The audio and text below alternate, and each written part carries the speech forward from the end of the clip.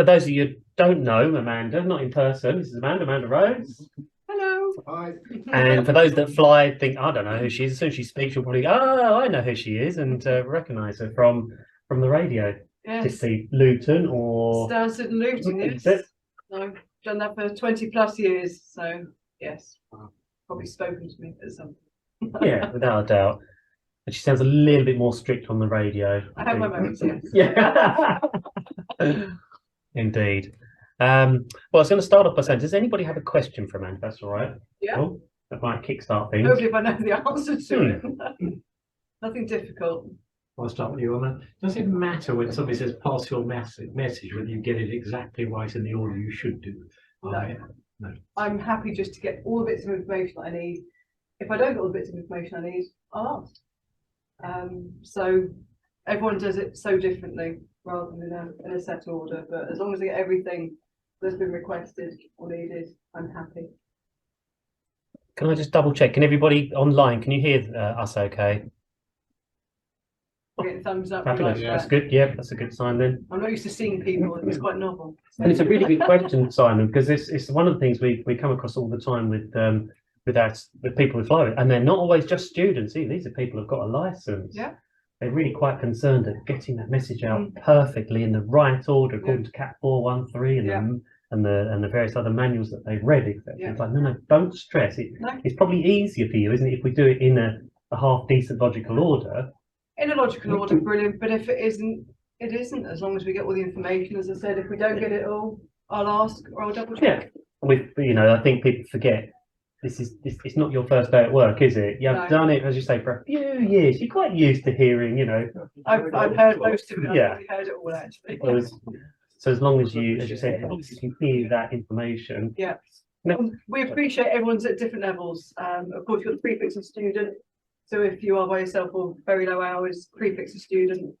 But yes, it's a matter of trying not to be too stressed talking to air traffic. It can be quite intimidating, and I do appreciate that with busy frequency.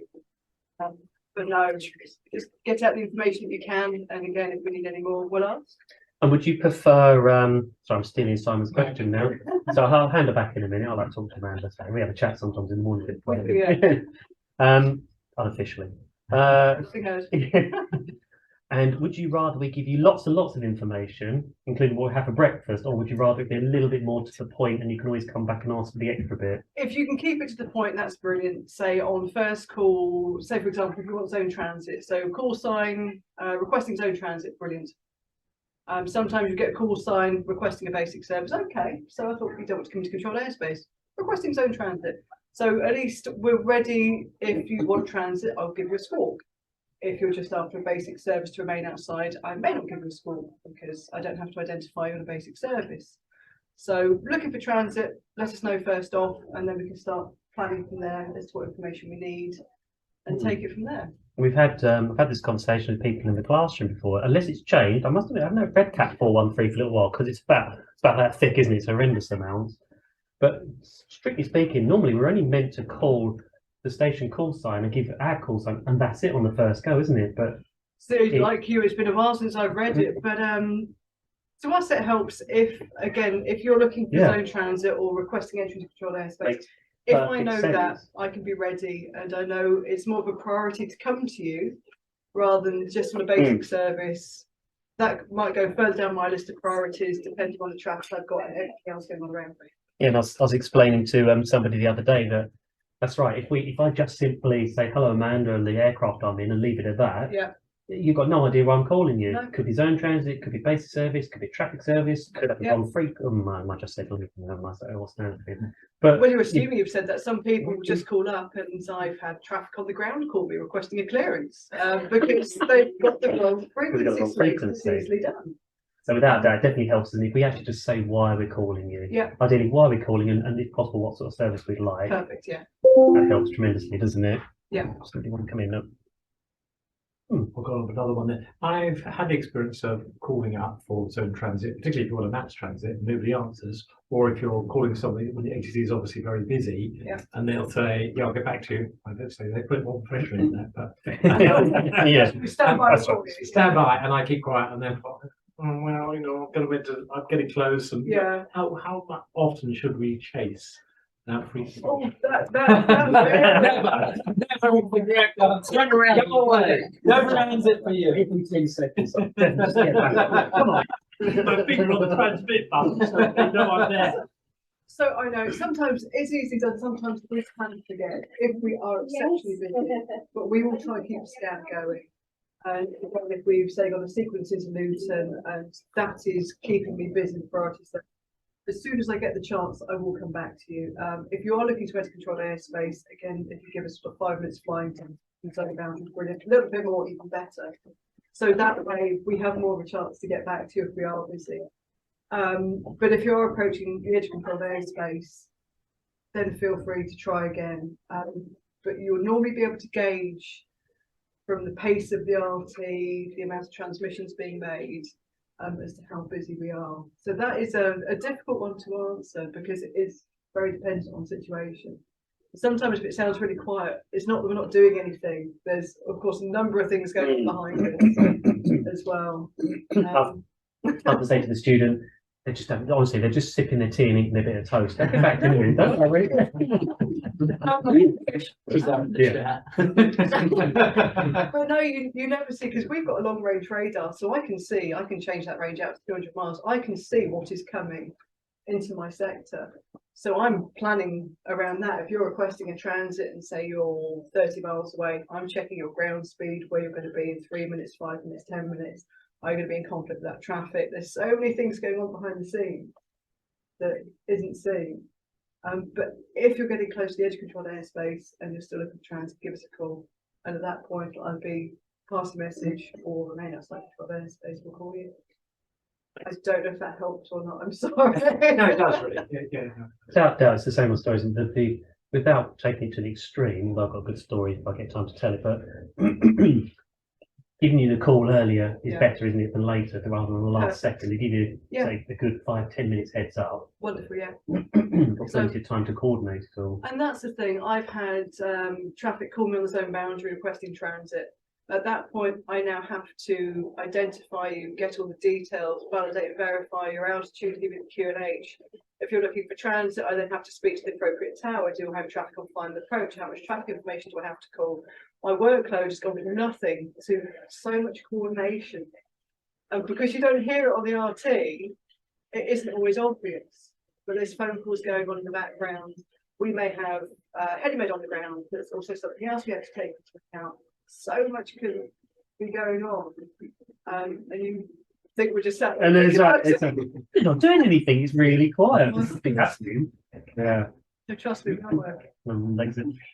Exactly. It's so serene above the water level. But paddling like a good one. Yeah. I think I called Luton. It might have been you I spoke to. It was quite a long time ago, but I must have been. That's easily like 50 miles out or more. Yeah. I thought I'll chance my arm because it was quite high at the time. I could hear Luton. Yeah. I said, look, I'm eventually going to come through the zone. Whenever it was, like, okay, no problem. You're outside my area at the moment, kind of thing. But that's fine. Just stay with me. Let me know when you get it closer. I was planning basic service upgrade when you get a bit closer. The RT coverage to move off to the west, around the Westport area at low level, because the high ground might be missed. So sometimes you might be able to. I'll have to use that roundabout at Asda to come back on myself. So it's muted. So two-way may be difficult. I've had EasyJet aircraft relay for me when I've had the policeman be quite low. It's really sketchy out to the west. It is, yeah. Even when probably at Halton, you've experienced it, Peter. Even up at 2,000 feet, it's really sketchy. I can see the airport as well. Do you think, well, the hills aren't in the way? It just that again, atmospherics. Yeah. So many different things. Mm. So we aren't always ignoring you. Sometimes it'll be the fourth time passing message, but you can't hit me. Yeah. For whatever reason. So yeah. You sometimes tell by the tone. Oh, she's asked that before already. The phone's gone. Just get a bit short. Got that cross on tone, yeah.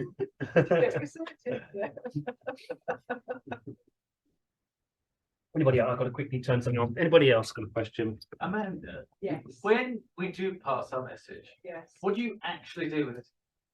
Do you So- type it in? Do you write it down? So at Swanwick, we have electronic strips. So I'm tippy tapping away. I'm generating what's called a pink strip.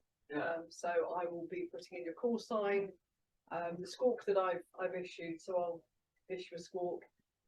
Q&H, I'm looking for points of departure, destination, type of service you're looking for. I'll also confirm your altitude on the pressure setting I've given you. So I'm tippy tapping that all away. And then if you're looking for transit, I will then be putting a clearance. Again, all done electronically. But the beauty is within Swanwick, because we have the approaches for Stansted, Luton, Gatwick, Heathrow, and London City. If you're looking to speak to Heathrow Special, I can send your details across.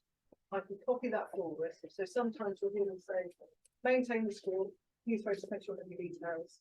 So I've sent all your details across, so they know your aircraft type, they know what I've spent your altitude, keep the score.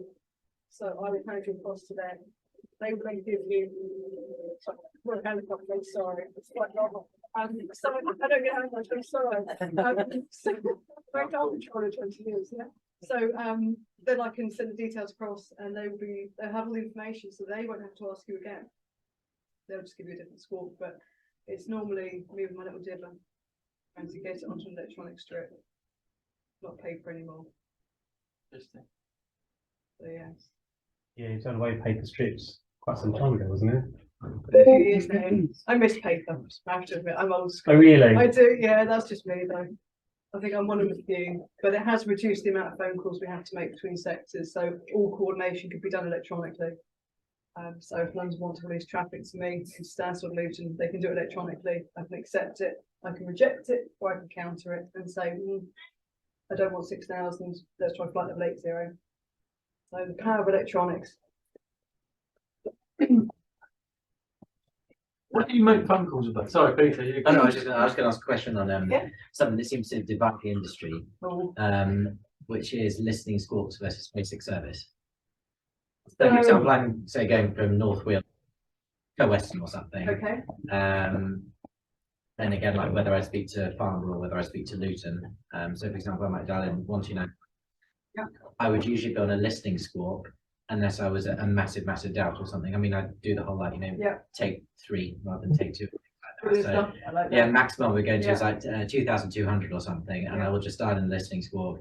Usually someone else is asking for a basic service in that period, so I will get the current Q&H and things like that. But obviously it's not going to massively vary and things like that. But people have said to me, no, you should always request a basic service. Don't use the listening squawk. And for me, it's like I tend to just listen out, and if I can hear you're busy, I'm like, why do I need to? Because obviously it takes up a lot of airtime, doesn't it, to do a basic service for no benefit, I suppose, to me as the pilot, because it just really gives me a. I'm just saying, I know you're there. Here's my Q&A, Yes. which you've heard. On a listening squawk, it's very good to talk to us or not. To me, if you're going to get close to the edge of my airspace, anything like that, please feel free to call. Okay. So if you're going to be skirting the edge, the amount of aircraft that will actually follow the line of the zone boundary, you're thinking this isn't even take 2. So take 2 feet, isn't it? I don't think it's that much. My road plays aren't quite in the zone. Half cent. So if you're going to be very close to the edge of controlled airspace, feel free to speak to us. If you're happy on a listening squawk, again, if you have Move Sierra, I can click on your little icon on your target, and I can get your aircraft call sign. Yeah. So worst case, if I think you're heading towards my airspace, I will do a blind transmission. Traffic squawking 0013, please be Gold Bravo Charlie Delta. Just be advised that the base control airspace be 12 o'clock as this. Roger. But I think the listening squawks are brilliant because you can merrily go around and you're getting situational awareness. Because you're listening to everything else going on around you. Again, duty of care on my part, if I think there may be a potential conflict, again, you're not identified, but I will say, just be advised, it is busy in the vicinity of Westcott, keep a good lookout, because we can see everything. Just little things like that. So I think, again, the listening squawks are brilliant. Yeah. But call me biased. But if you want a basic service, always feel free to. Yeah. It's a good question, isn't it? Because you're taught, well, we certainly would teach it, always be talking to someone. Yeah. Never be in between frequencies. If you change frequency, get on to the next one straight away. If you weren't ready, don't change yet. And so, so we try and make sure. Yeah.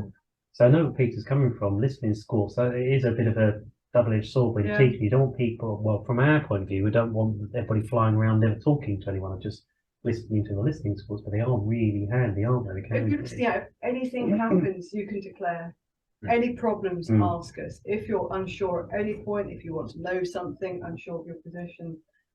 I had traffic that was out of Panshanger and they didn't know where they were. It turned out they were quite close to some of the Stansted traffic. Okay.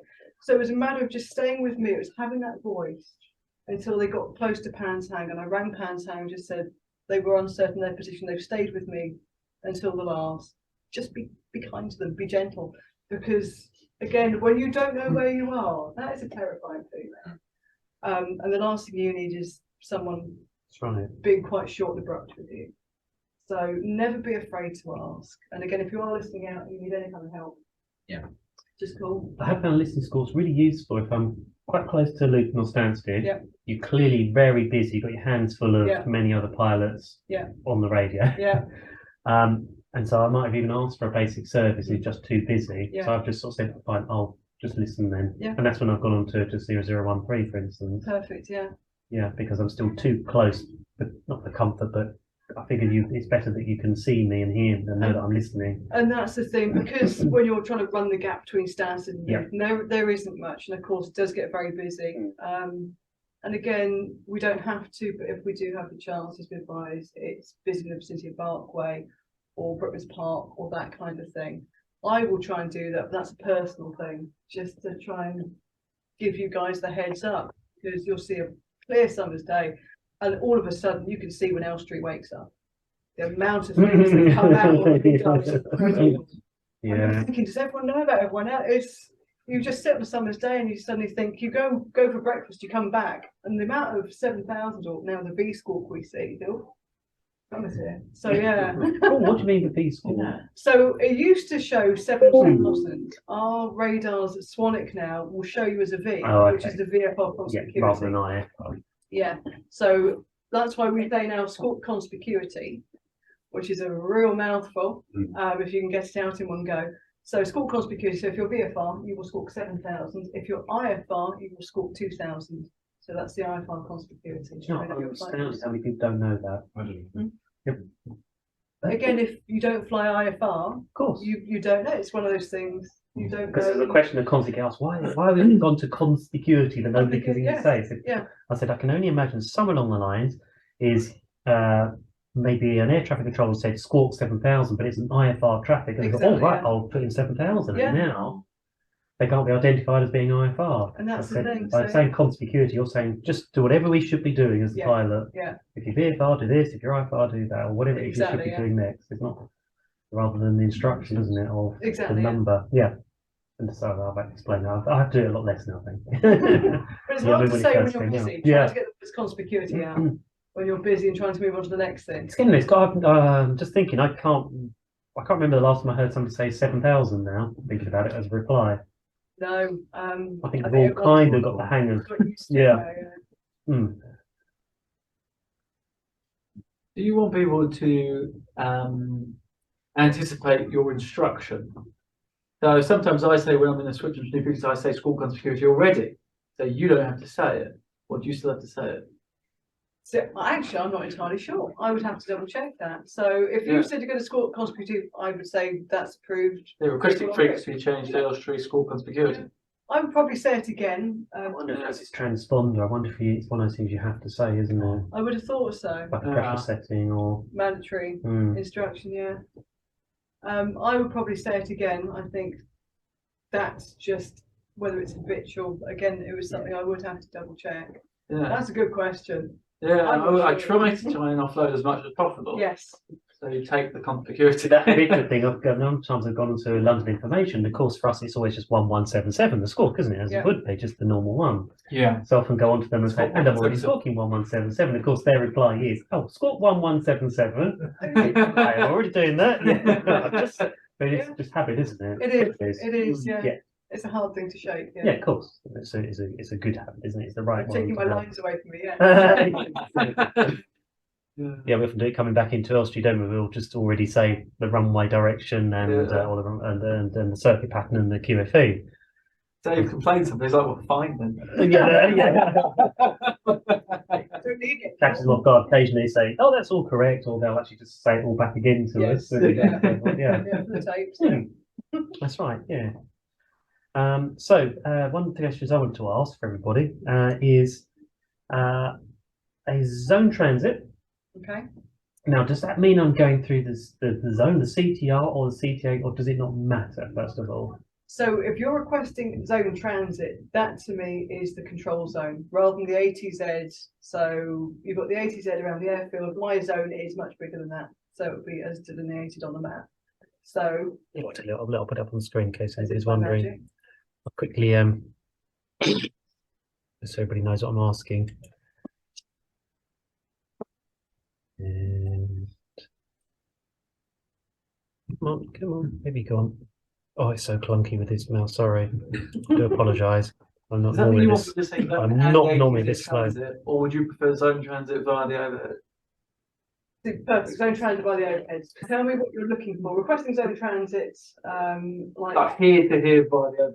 So what I've asked Amanda Or would you is, prefer zone and ATZ transit? no, don't. Yeah, you don't have to mention the ATZ to me. Gotcha. So just requesting zone transit. Roger, I'll give you a score because then I'll find out what you want. Yeah. If you are looking for the overhead, feel free to drop that on first call if you're not too busy. So that way I now need to know that I'm going to have to make phone calls to the appropriate tower that stands to Luton, or Luton in this case. so what I've asked Amanda is, if I want to go from, I can even, You have to call the tower. from there to Because say we're that for a going to the minute. overhead, we're going by the landing threshold. So tower needs to know because anything in the ATZ we have to tell tower about. And a lot of the time now we will give you to Luton Tower for crossing. So in the event they have inbound or outbound traffic and somebody wants transit, both aircraft are on that frequency. In the event maybe somebody goes for the wrong threshold and you attempt to go for the climb out rather than landing threshold. So things like this have happened in the past. So it's a matter of both aircraft are on the same frequency. If anything happens, or if the inbound goes around, for example, the tower have control of everything. So that is the most logical sense. So a lot of the time now you will hear us transfer you to Luton Tower. The same controller's got all the aircraft, They haven't have they? everything, yeah. Rather than That's again phone calls interesting. having to go forwards and back. So what I asked was, Amanda, about this shaded area that we see on our maps is from the surface upwards, and we would know that as you can see on there, as a CTR. But if I move slightly off to the side over here, for instance, at 2,500, it goes up into a CTA, controlled area. Yeah. And then we've got the circle in the middle, which is just like an Elstree, but much bigger, an ATZ. So we've got three different things, but we tend to always ask the same thing, a zone transit. Yeah. Which to me is the big bit from the surface up. Yeah. Which incorporates the ATZ as well, but it goes out to about an 8-mile final both ways. As you rightly said, it's not a problem because within the partial message, our routing and request list will soon tell you whether it is the ATZ or whether it's just slightly outside the ATZ or even one of the CTAs we're after. Exactly, yeah. But it was one of those things that does crop up as, what is the correct call? Well, Yeah. a zone transit. Requesting zone. Zone transit implies you're going to go above the ATZ over 2,500 feet, correct? No, Just through the zone. just through the zone. Including, so I could go over the ATZ at 1,000 foot. If you're given a clearance, for example, your clear transit, so I'd normally give it to the tower, but for argument's sake, your clear transit by the 25 threshold, not above 2,400 feet VFR. So you can choose your Like that. altitude. Yeah, You just give us a vertical limit, Yeah. just not above, don't you? exactly. Otherwise, we have to apply our own understanding of air law as to, you can't think, oh, yes, I'll go through at 501 foot, then I'll be absolutely fine, because there's quite a few tall buildings and things and built up Again, it's area, and built up suddenly, areas, Mark, anything like aha, 1,000 foot. Yeah. Yeah. Again, it's often misunderstood, isn't Yeah. it? Thinking, oh, it's fine, I can go as low as I like. You think, no, you still got to apply air law. Man's just saying, don't go above 2,400. Above That's that, all. yeah. That's all she's saying. The rest of it, you sort of got to I keep yourself was, legal. exactly, and I was asked this question years Oh, ago. but you said I could go through, you know. Didn't mean it like that. No. So I was asked years ago, why is it not above 2,400 feet? And that's because if you're going southbound, it's the base of the London TMA is 2,500. So I give you anything higher, you'll potentially come out the zone the other side into the London TMA. So that is why, and that's class A. So therefore you have to be IFR. Yeah, he's slapped on the wrist otherwise. Of course, you could be right in the base now, 2,500 feet. Not advisable, because all it takes, one sweep and you're in. Or the slightest discrepancy in our altimeters and And- GPSs yeah. and various other things. Yeah, And it's there's not- no such thing as a minor infringement. You're either in or you're out, and everything has to be filed on. Yeah, we hear stories, rumours, and all the rest of it that oh no, you're right. So there's a discretionary 200-300 foot for allowing for errors of the altimeters and various other things, and the pressure gradient and whatnot. And it's not, is it? It's No. just you say you're either in or you're out. You're either in or you're out, and you go bright pink on our radar display. That's that phrase. We say looking at control. Yeah. Oh, magenta, you go magenta. So In the LTMA. everyone knows you're like, yeah. Name and shame. Does that also matter if we're talking to you or not as well, for example, in terms of, so if we've just asked for a basic service and we're skirting along probably a bit on the close side, but then, we're getting distracted in the cockpit, Sky Demon starts flashing Yeah. and things like that, or you're talking to your passenger and you start veering in and then actually you go into, say, the class D of Stansted or something. So that would still Yeah. be an infringement. Yeah. Because no clearance has been obtained. I suppose as you're talking to us, does that mean in terms of from your awareness of us, you're happy because we are talking to you versus It's unidentified? Yeah. it's best that you're talking to us, so that way I can say just caution, stance controlled airspace on the right hand side. Yeah. Half a mile. And that kind of thing. But again, it would still be entering controlled airspace for that clearance. Sure. But do you have different, so if, for example, I wasn't talking to you and I was Yeah. I was speaking to Farnborough North or something then, and Yeah. then suddenly I go into Stansted and the Farnborough North guy's really busy or something. Yeah. Does that then mean that you've got to put like a wider bubble around me or something?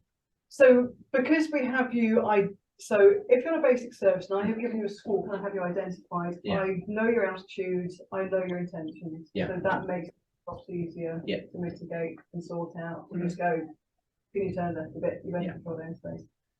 Because you're speaking to me and we know who you are, it is much easier. Yeah. Normally it would be the 3 miles and 3,000 feet, and that's when you put the bubble around to protect anything close by to you. Yeah.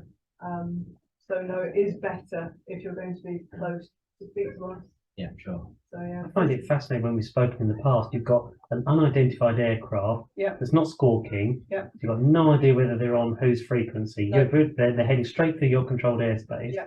And straight basically for the ILS, for instance. You've got no idea what their intentions are. No. At what point have you got to decide and make the call as to if they're going to bust? I've made this decision on a few occasions. You're watching it, and you think No sign of it turning No. whatsoever.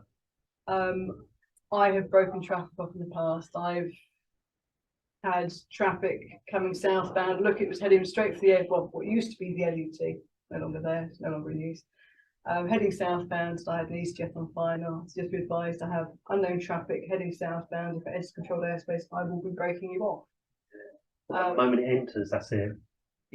As soon as it crosses controlled airspace, the zone boundary, unknown traffic, and avoiding action will be taken. Now, what do you do to them after they sit? So if they do call me, I'm not necessarily going to tell them I'm going to be filing on them, because that doesn't benefit anybody. If they're single crew, if they realise they've done wrong, I'm not going to keep going on about it, because you're in the air by yourself. I don't want anyone It's already stressful, isn't it? getting distracted. The key is that they land safely. I would have the information. I will submit a mandatory occurrence report that goes to our safety department, and it also gets distributed to the CAA, and it will all be looked at and everything taken into account. If the traffic does call, it's like you were saying, if I can identify them, validate and verify their mode charlie, so I know that at 1,500 feet, I know they're doing this, then I can start to work around the situation. i.e. VFR, can you see my inbound traffic? But normally at that point, I've already started a non-standard go around and started breaking traffic off. And if number one's been broken off, number two is not going to be far behind. If you do have a busy sequence and something's come straight through fine approach, everyone will go into some form of non-standard hold or a giant roundabout until you can start landing again. It doesn't take much on a busy summer's day.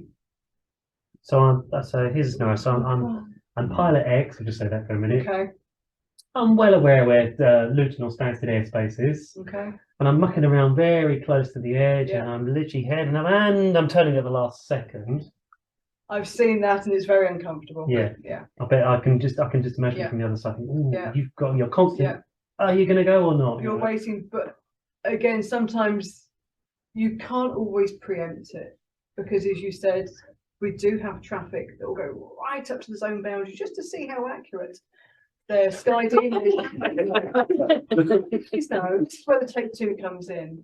Well, if you would like to do that, I'm going to be running quite close to the edge of your airspace. Roger, if required, you are cleared to enter controlled airspace, not above 2,000 feet VFR, no further north in this position, no further south in this position. So that way, you can try it, but I have given you a clearance and you're So not going we've to. already got the clearance, haven't Yeah. we? So it doesn't matter now if we Yeah. wander in Yeah. accidentally or those And things. the key is to have the words, you are cleared to enter controlled airspace. I've seen them on flight radar and various things, and they literally just go up to the edge and come away again, and all sorts, don't they, without talking. Yes. And I it had must be a traffic on nightmare a, to try and fathom out, are they going to turn or not? the amount of aircraft you are watching. There was traffic on a 7013 heading straight for the edge of the Stansted CTA. So the base there is 1,500 feet. They were at 2,000. I said, you do have Stansted controlled airspace in a 12 o'clock half mile. They were at 2,000 feet. Oh, yeah, I know. Okay. And if we're on 04 and you're in the vicinity of Brooklands Park, and I'm going to Yeah. be dropping to 2 on base leg, and I'm thinking, Close. yeah. So And did they just drop down in time?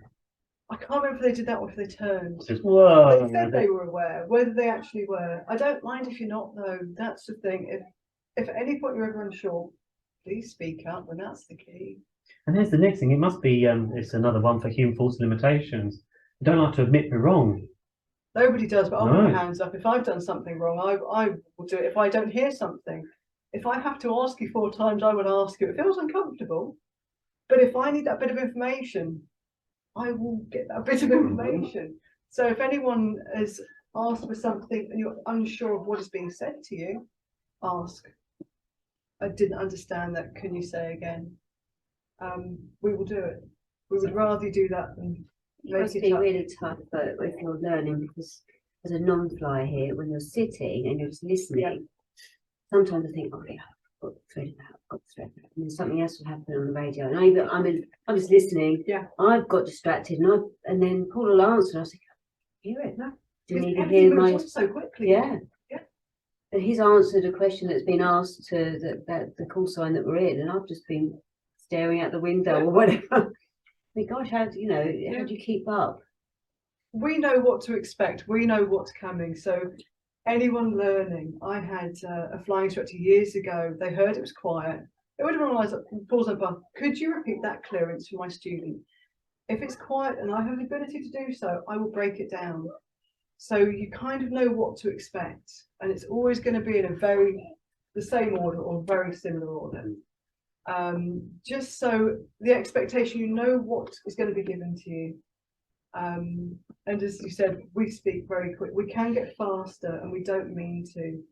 If people aren't listening, we're going to start falling behind with transmissions, and we do try and keep steady pace. But you heard it the other day. It's just natural, isn't it? It You is, just yeah. speak quicker to get everything out quicker, Yeah. and it's very difficult to Yeah. maintain that, whatever it is, like 120 words a minute, like a newsreader. Just Yeah. to keep that steady, But then you stop. almost monotone pace. Exactly. Then you bring it back, and you're thinking, no, the world could be falling apart around me, but the tone of voice and the pace has to remain the same. Just to keep so everyone can understand, and you're not going too fast. My goodness, if we talk fast, we're just going to have to say it again because we Exactly. can't understand it. Exactly. Now Yeah. it's defeated the object, doesn't it? Totally, Talking quicker. So one of the things I'd like to ask, if I may, is what's and anybody listening online, what's your understanding of when we hear the word or say the word confirm? What does it mean? But this crops up quite a lot, I've found. Anybody not sure? Have a go answering. So if it's either said to you, or can we say it to Amanda in part of that message, confirm? What does it mean? Affirm, we're supposed to say. Confirm is in there. But affirm is yes. Yeah. So what is confirm then? Yeah, I know you know. I should hopefully know. They're all like, oh, I don't know. I'm not putting my hand up. Oh, somebody put a hand up. Rory put his hand up. Rory, do you want to go? Don't worry if you're right or wrong. I've just volunteered. You can't. There is more of us. There's more of us in here. And Tony. On what side is it? Is it, for example, Amanda saying or is It doesn't matter for a moment. This is why I come across people like, oh, I don't know. We think, what would it be in normal everyday life? Is it like say again? Ish.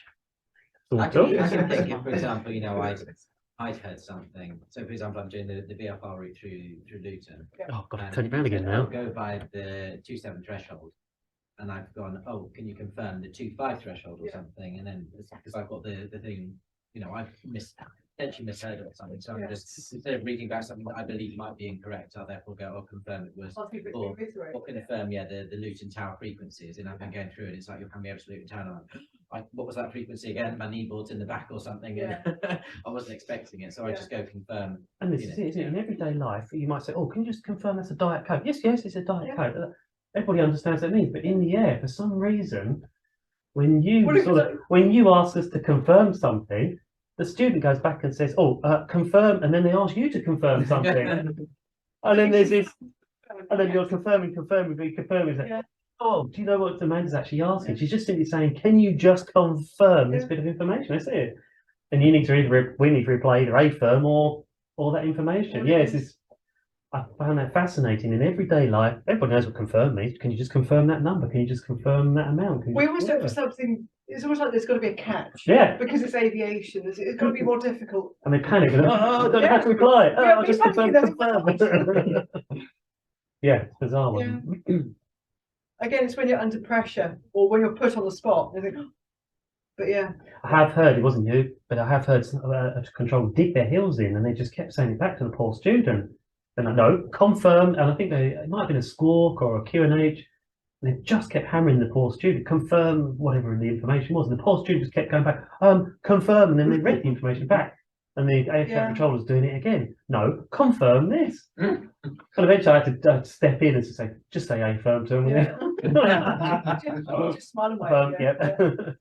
Because if someone doesn't understand, I'll try and reword it. Yes. Because nothing will stop a controller or anyone using their discretion. If at any point we're saying something and you're not entirely sure about it, change how you're wording it. At the end of the day, you're looking to get a piece of information. Yes, we have Cap 413, thou shalt say this, that. Absolutely. But if at any point anything's getting a little bit woolly or you're not sure, confirm, you can just ask, what do you mean by that?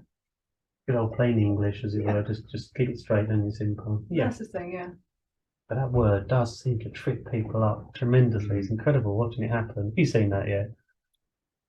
I've seen what you just spoke about. Yeah.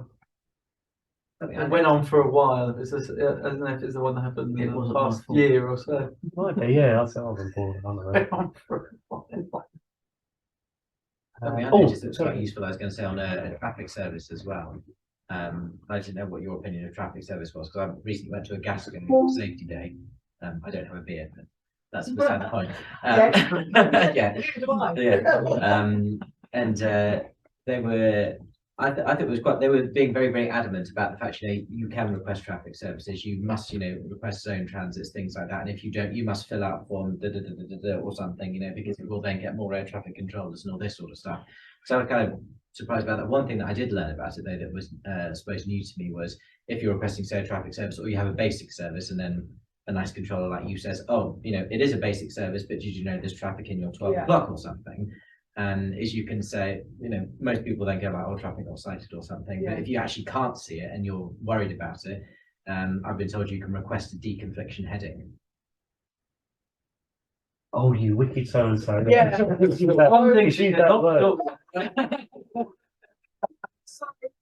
I will very rarely, if at all, give a deconfliction service because the minimum I have to give as an air traffic controller, and if you're VFR and I issue a heading for traffic deconfliction, if that puts you into IFR condition. Ah, okay, sure. So if you're VFR unable to accept an IFR, a heading, so I'm giving you a heading. There's a high probability if you're trying to get one side of the London TMA to the other, you're going to go back to where you came because I'm going to be trying to keep you away from everyone else. Yeah. With sort of 5 miles, and it's so you could ask for a deconfliction heading. Again, it's a matter of, are you terrain safe? I need to check my minimum sector altitudes I can vector you on. So if it's below that, I'm not going to give you a heading because I'm then going to put you into conflict with anything potentially like masts or any high ground. I also don't know your weather conditions. If I'm putting into IMC, if you navigate me into a cloud or something. That's his responsibility, isn't it? The weather. I mean, he knows not to fly in the cloud because he's only IFR. It is, but they say, oh my gosh, she said, I must do this. If air traffic has said something and immediately you're thinking mandatory instruction for whatever reason, but you can say unable to comply, VFR. You can. Sometimes if you're put on the spot when you think of that, it sounds like the craziest thing. It sounds so simple, but when you're put on the spot, are you immediately going to think of that? No, you don't. Because at the end of the day, we're all human. We can sit here. It's like if anything ever happens at work or an incident, or you watch a replay, or we watch something else that's happened. Hindsight is a wonderful thing because we're talking through it now. It makes sense. We do an experiment, if you like, and to highlight this to students, the number of times I've thought, well, the cloud base is, and I've already looked it up, 2,000 feet, so they're clear of controlled airspace. And I said to students, oh, let's climb us up to 2,200, and they will just keep going straight into the cloud, some of them, straight in, because I'd said climb to 2,200, and I've even done it in quite a nice voice. I haven't said, right, I want it at 2,200. It's just quite nice. Oh, it's like being lulled into 2,200, and off they go. And I think, I wonder how long before they'll go, whoa, hold on a minute. They don't. They'll keep going. You have to stop them. Usually, once you've done that once, then if they don't not to do it in the next one. But it's incredible how many people do this. So I totally get it. If you tell us to turn a direction, we will do it verbatim. That's it. We're on it. And I read an accident not that long ago. I won't go into great details of it, but I'm utterly convinced that the pilots thought that they weren't allowed to descend below a certain point, so they deliberately stayed at a certain altitude and flew themselves into cloud and died as a net result of it. Because I don't want to go too heavily into that, but it's the same thing. We are not allowed to descend. We must stay up here. This is why at the end of the day, you bring everything back just to plain English, if in any doubt. As I said, I will ask if I'm trying to get a piece of information out of a crew where English isn't their first language. You try and find other ways of ascertaining that information, especially if it's an emergency. Because I've had crews go back to their native language, and you're thinking, okay, I didn't understand that. There's a problem here, but I need to figure out what it is to pass it through the emergency services and so on. So it goes back to that instruction bit. If you fly through the London Hay routes, you're under radar control. So therefore, you should do what they say. But you're still not going to fly in a cloud. That's right. But that's it's but we all know that.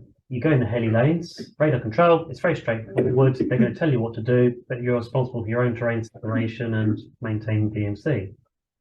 But because we're expecting that, but suddenly we've got a problem, we've asked for deconfliction, and you've said turn this way. That's where the big issue comes from, because we're being told to do this, therefore we must do that. If you listen next time on things like zone transit, often you'll say that we are responsible for our own terrain separation, or suddenly remind you, oh yes. And you have to remember the number, for years I used to think you were sitting up the control tower at Luton, kind of thing. I realised, oh my gosh, it's down on the south coast. Down at Southampton, You can't. I'm waving and you can't see us. No. And then just to discover that you can't see the weather either. No, we don't have a weather overlay now. Yeah, I was astounded by that. Had that conversation earlier. Crew reports. We were expecting the crews to tell us where the weather is, how long they need the heading for, are they going to need a level change, anything like that. And of course, when everything starts to weather avoid, everyone's seen a clear bit of sky. But if you've got aircraft same level, you can't just turn. Request is heading for weather. Could be a yes or no. If it's no, there's going to be a very good reason it's a no, because there's traffic there, same level. Traffic off your left-hand side, 5 miles, same level. So that's when you almost start to haggle. Can you take this heading, yes or no? We were saying to the inbounds, let's say requesting a heading for weather. Well, what heading do you want? Because they figure that you can see all the cells, etc., on your radar, and you can obviously see where all the weather is, but you can't, can you? I heard a VFR helicopter was just trying to transit through Luton. This was the other day as well. I think it's the same day. Was it me? And no, it wasn't. But the controller sort of pretty much said negative because of the weather. Yes. And the pilot's gone back and said, I can, it's like literally perfect VMC. I can see no problems at all. I'm at 2000. Yeah. And you can hear the slight shock in the controllers. You say, oh, hang on, I'm thinking, I've just had all these weather diversions. You're telling me you can see through perfectly all right. It's also, again, with what the IFR stuff, like you have all your EasyJets, your Ryanairs, the Wizz, everything like that.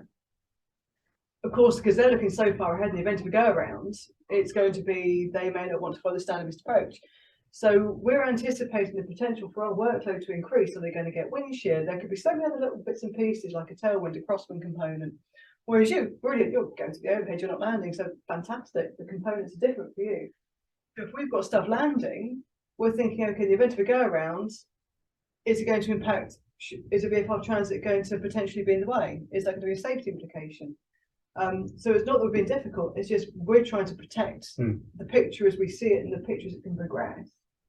So you're thinking several steps ahead, aren't you? We are, occurring. And if something's gone around before and you've seen it go off in a different direction and that might be where you want to transit, I'm going to protect that bit of airspace in the event of a go-around. There's another one in case they've got to do the same thing. Yeah. Well, just going back to zone transits. Okay. So what would you like us to ask, or what do you hear? I don't want to fly through the zone. I want to land within the zone at somebody's house. Okay. Have you rung the desk beforehand? Nope. So okay. So sorry. No. So unannounced. I want to come and land. Multiple sites within site controlled airspace that we know about. So if you are going to land in there, it's going to be a matter of how close to the airport is it? Is traffic going to be affected? Are you going to be on the ground for a matter of minutes? Is it going to be a quick turnaround? Are you dropping people off and turning around and going again? Or are you going to be getting airborne again? If you land and shut down, then you are going to have to ring in and you are going to have to obtain a clearance and a squawk to get airborne again. You cannot just get airborne. So I have heard, unofficially, in case this is just call me in the low hover. If that is going to be a quick turnaround, if it's me, to say the next day, it's definitely it's a phone call, isn't it? Even if it's a couple of hours later, it's a matter of making sure that everything is in the correct place. And I believe we are looking at procedures now to ensure that everything is done in the same way. So it's like the Augusta 109 we saw moments ago that landed. I think that's probably a regular I speak to a lot. I'm going to be landing here, I'm going to be on the ground for 2 minutes, I'm going to airborne again, roger. Maintain your squawk, call me in the low hover. So that's when they land, passengers off, get airborne again, then it'll be coordinated clearance. If at any point you're going to shut down, you're going to be on the ground a few hours, that will be when, right, okay, you will have to either ring in, if you're close to Luton, bring in Luton Tower, or ring into Swanwick, the senior watch assistant, and then they will give us the details, obtain a clearance, squawk, QNH, and how you got it all to hand before we want to lift, isn't it? Exactly, We already know. So what about the call though? So I want to come and land in the zone, Luton if you like. Okay. It's a site you've not heard of before, so of course you're going to want to find. But what about my initial call? Am I requesting a zone transit? Am I requesting a entry into the zone? So to be a transit is you're going to be going out the other side. Yeah, so it's not a transit. Requesting clearance to control airspace to land at a private site, 2 miles north of Luton, half a mile off the 2.5 threshold, whatever it is. So give us an idea of where it is. Then I'm immediately thinking, okay, what's the impact going to be? Who am I going to have to speak to? Am I going to speak to Luton Tower? If it's far enough away that it isn't going to affect inbounds or outbounds, then I will probably keep it, ring the tower just for information.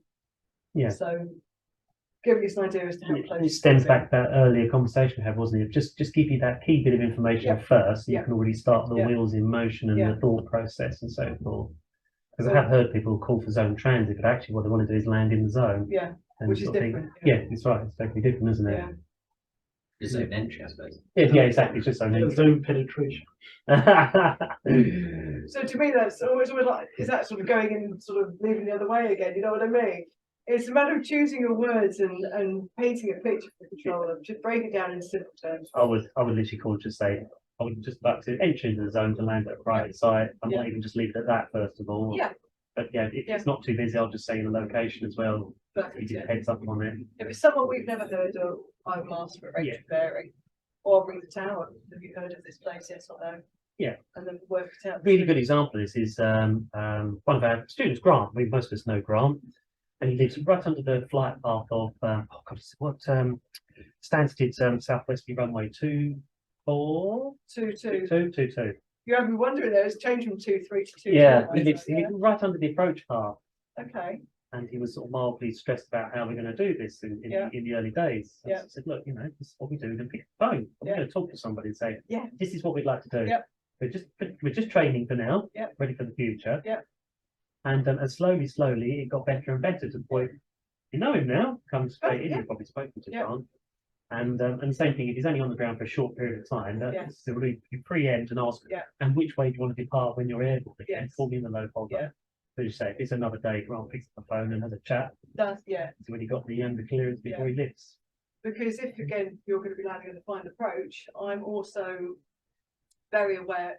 Are you going to generate TCAS on my inbounds? So that is also the thing. You may have noticed you won't get transit tight behind traffic anymore because the IFR traffic. We're trying to avoid between the 10 o'clock and 2 o'clock of the inbounds because. If you're, I don't know if it's 500, 700 feet, I'm not entirely sure what it is, but they can get a TCAS generated. And if they get an RA, they have to follow that. If they just get traffic, not a problem. If they get a resolution avoidance, I think that's the correct terminology, they have to follow TCAS. So if you're on defined approach and you get airborne, you're a little bit keen. They get a bit too close. They're going to get a TCAS RA, they're going to go around. Yeah. And of course, they have to file paperwork on that. So the whole situation will be looked at. But it works, I say for Grant, it works beautifully because it's all been put into place and everybody knows what they're doing. And with regular sites, we have procedures in place. So it's in our manual air traffic services. Is it really? Yeah. For those regular sites. Yeah, or letters of agreement we have. So we'll come out on our briefing system so we know things that have changed and what to be aware of. And do you happen to? I'm stealing the floor with you. Sorry. That's all right. Do you happen to know what happened to the pre-notification for Class D zone transit on the NATS website? So that was brought in because of the transition across to electronics. That was to help us. From your side of things. Yes, when we went from paper to electronics. Got it. Because for us it was brilliant. It was great, especially when we went through the heli lanes. Do you remember doing pre-notification? This is before my time. It was great. We could give literally all the details, all the routes, nothing new. What's called after my pre-notification. Yep, got your details. They know exactly what you want to do, and it was great. And then it suddenly disappeared. Anything to start. I don't know if my colleagues would appreciate this, but ring in. You can ring in with your details. Do you want people to ring in? I remember young Scott rung Heathrow to get transit. I don't know if they liked it or we not. sometimes get put off from phoning in because maybe it takes something I away suppose it from. depends on how many people are ringing again. Yeah.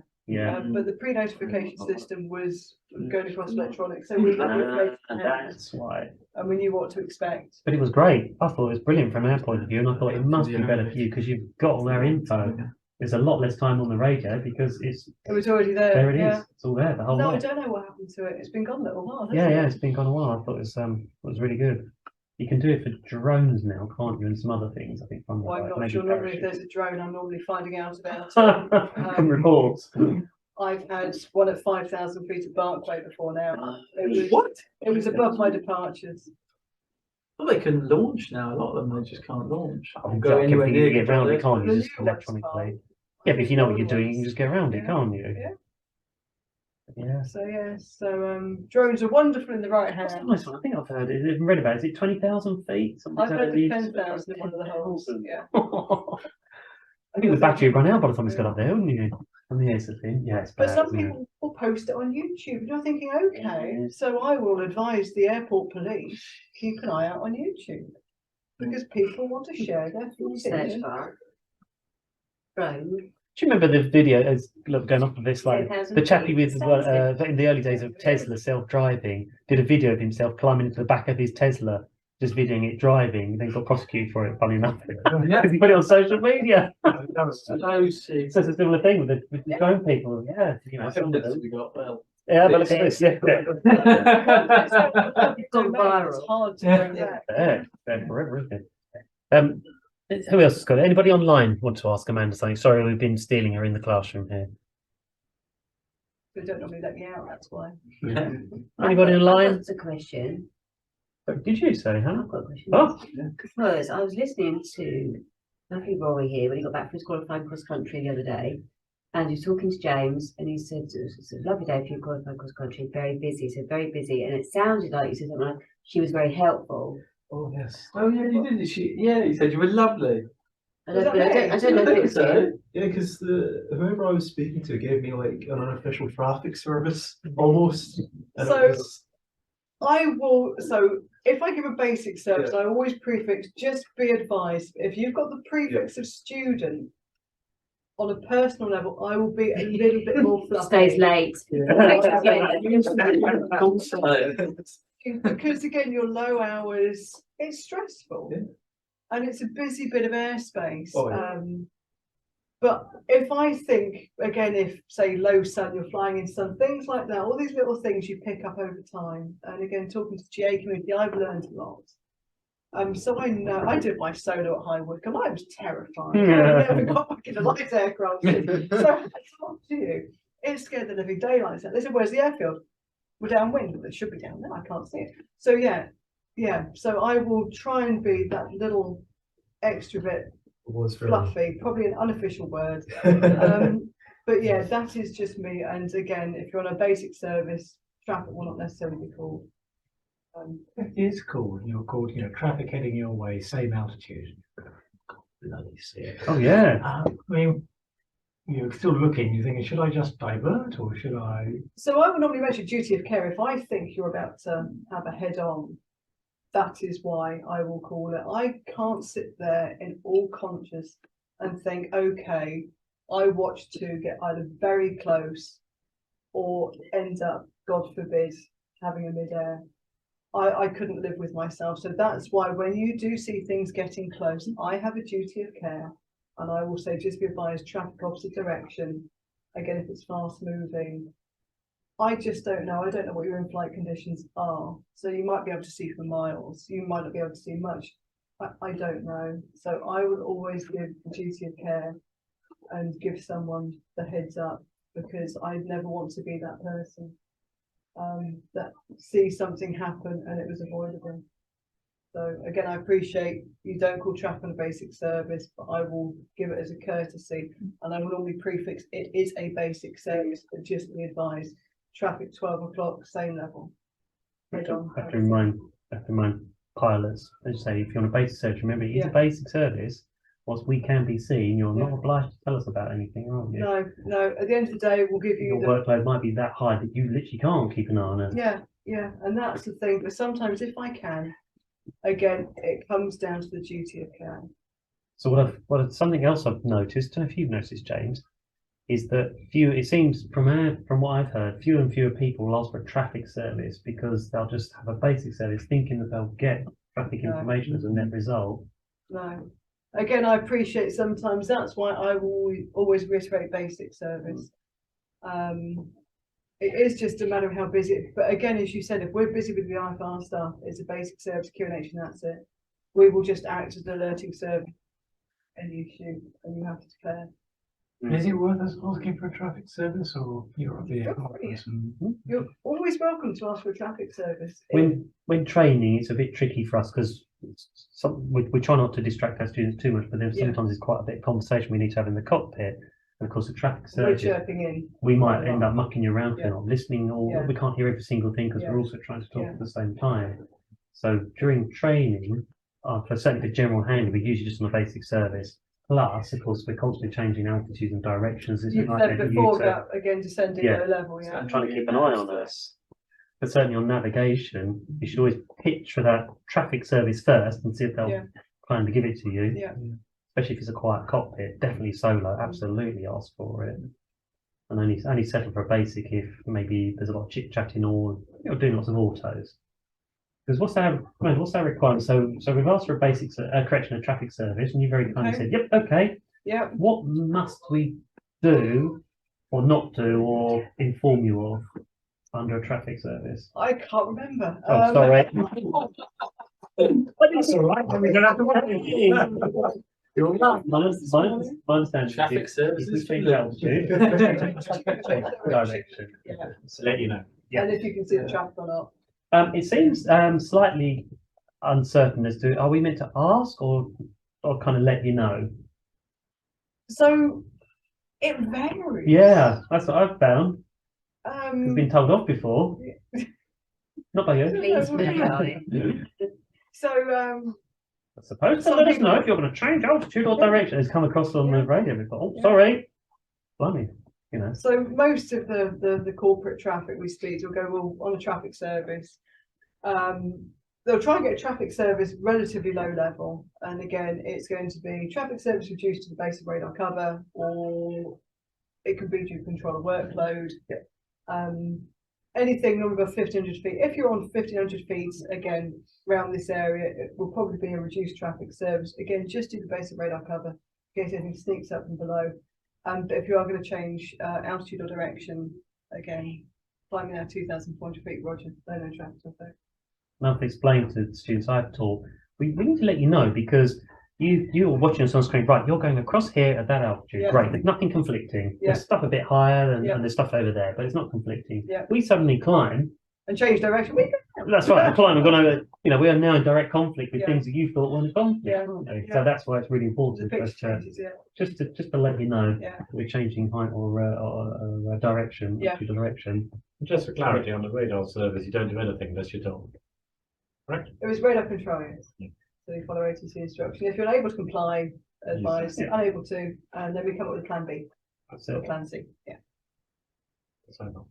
What if you don't? Because I've quite often found, or it's happened too many times, I suppose, for it to have been a one-off. Is sometimes then when I've, so I've got the zone transit, for example, over Luton, and then I've gone in and, Sky team said to me, entered class D sort of thing, and I haven't heard anything in terms of like, because usually what will happen would be like, golf, whatever, radar control service, and then you repeat back radar control.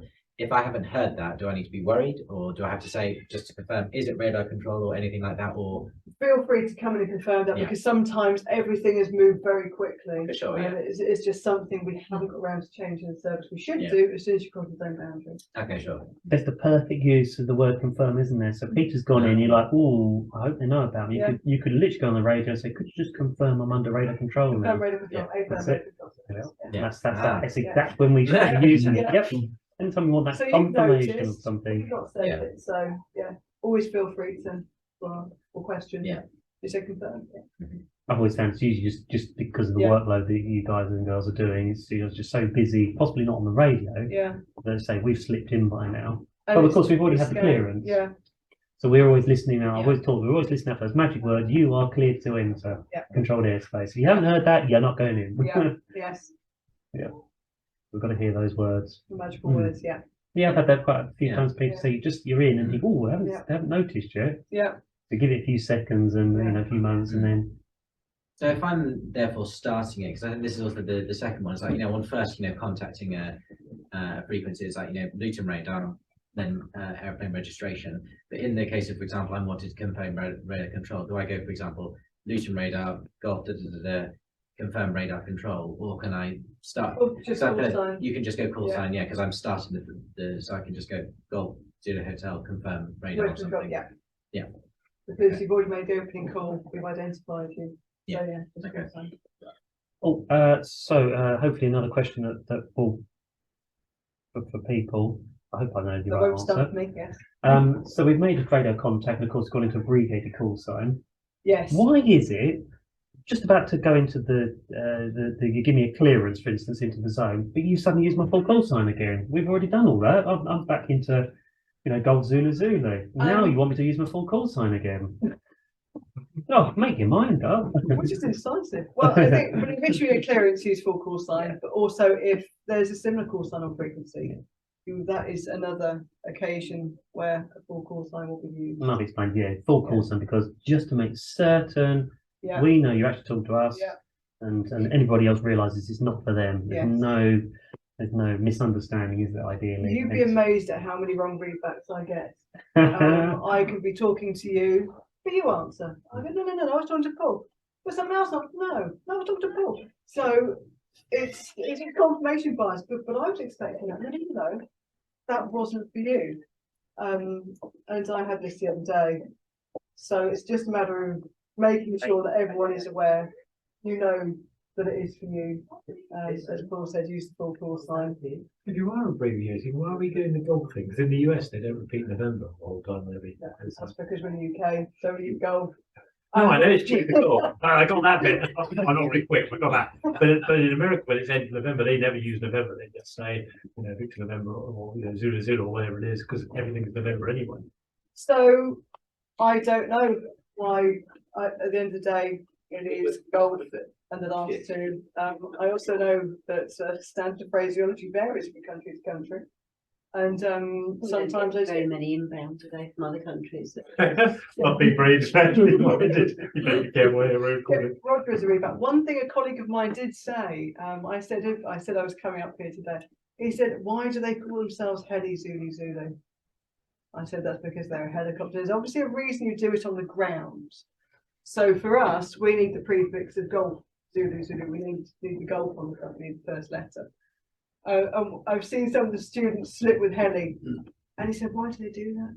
I said, "I can only assume it's a ground movement thing. So you're alerting the tower here." No, because they paid that much more money to be able to say it. Yeah, paid all this money. Why don't you let everybody know you're flying a helicopter? It varies so much, doesn't it? As well? Yeah, like because I think like if you go to Kemble, for example, they say all helicopter traffic must prefix it with helicopter, Golf Hotel, India Zulu.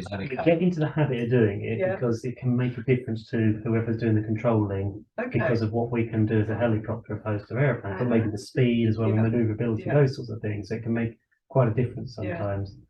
I learned that early on with helicopters. Helicopters are my friend. We can vary, we can slow down. No problem at all. Yeah, we can go very quickly around and all sorts of things. Lose altitude very quickly and slowly and that sort of stuff. Yeah. So we found, but we must get into the habit of still putting the golf prefix in there as well. So helicopter golf Zulu if we're going to do that. Because you'll never say it back to us, will you? Never say helicopter Zulu back. No, it always be golf Zulu. But it possibly makes more sense sometimes depending on what we're asking. If we're asking for a very specific entry into the zone to do something. By telling you we're in a helicopter straight away. Well, we'd always confirm aircraft type anyway, and that's when you ring the tower. Are they rotary or fixed wing? Rotary. Because of course tower aren't, because we speak to different aircraft types all the time, you get used to hearing certain things. So when you relay it to the tower, go fixed wing rotary, it's a microwave, or that kind of thing. So But for us at Elstree, of course, it's really useful for up the tower to know whether we're in helicopter or fixed wing. But if the fixed wing don't say fixed wing or aeroplane in front of the course, they may just use the call sign, but we'll stick heli in there to note the difference. You're supposed to when they say pass your message anyway, say the aircraft type. Yeah, absolutely. Yeah. But it depends where you're going and who you're talking to. It can be useful for them to straight away know we're in a helicopter.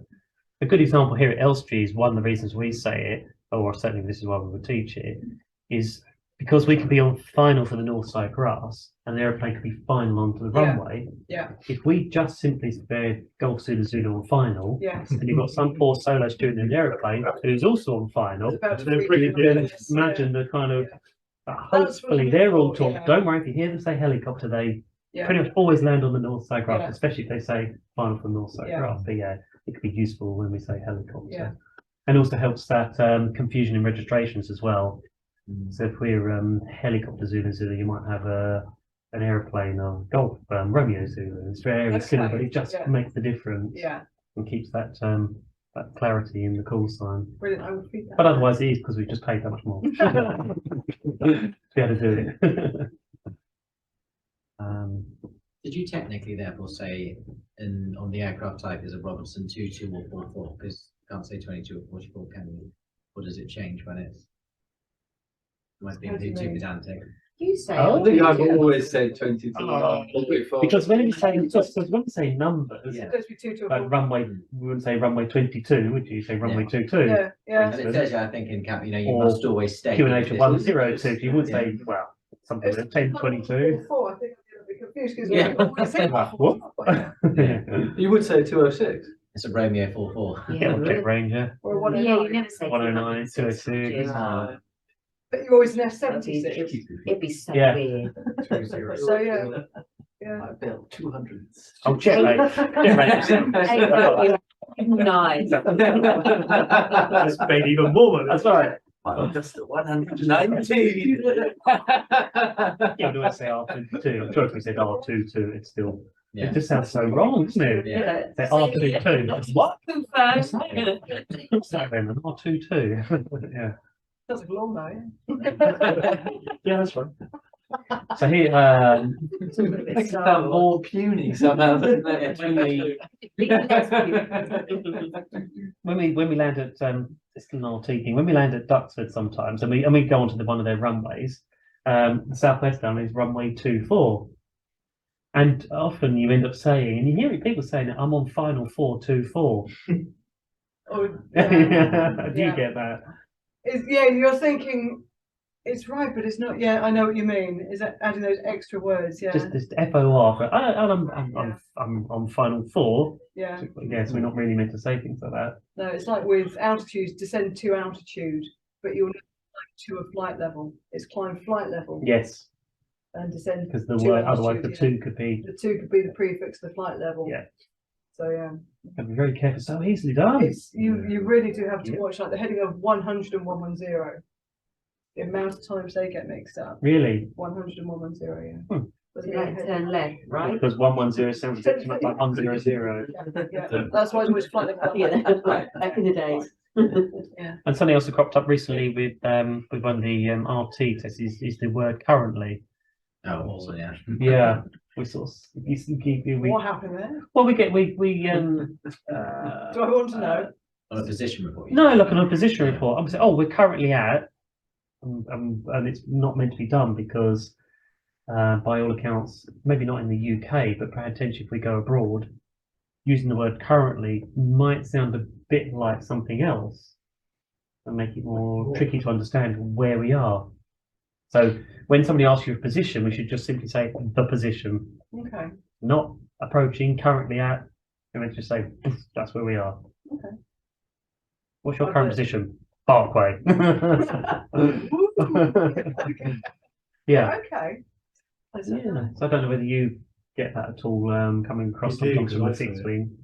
I always go currently north of Elstree. Yeah. And I would never question that. Yeah. Yeah, it's cropped up recently. Yeah. I think it's a perspective thing, again, because you guys see it from such a different angle. As I said, it wasn't till I did the heli lanes with yourself and Shani, it was seeing it from the other side and hearing my colleagues work so hard. That was and getting so close to traffic, you're thinking, well, that's what that looks like. On radar, it looks really close out the window. It's No, when we go next to Heathrow, it's really close, isn't it? that was incredible. It's insanely close how close we get. Yeah. You know, and just Yeah. hold at Hayes, for instance, like, well, this is getting pretty close, and on the spur and all the rest of it. It's Yeah, I next to the didn't know you could runway. do that, but again, I need threat controller, so I wouldn't do it. It's not my airspace. But it was incredible to see, and I would recommend it to again any of the controllers to really get an appreciation of everything from your side, because it is a whole different world. And you said when it comes to the RT and the perspective, that's why I said, like with calling traffic, basic service, but be advised. Again, if I think if anything's ever going to get close, again, it's a duty of care and that kind of thing. And hopefully, with me being here, help you with a little bit of appreciation as to why we do certain things. Again, it sounds really quiet, but she's telling me to remain outside. That's because there's a really big green glow coming over Clacton, and I'm about to get very busy. So that's why it's remain outside, route round controlled airspace. There is always a reason.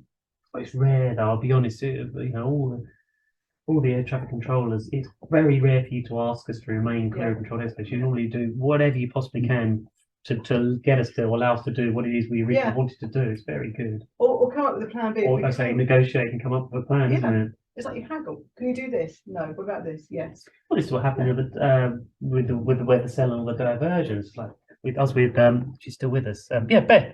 When we went to try and go through Luton zone the other day, wasn't it? It was like, oh, we can't go straight through from south to north.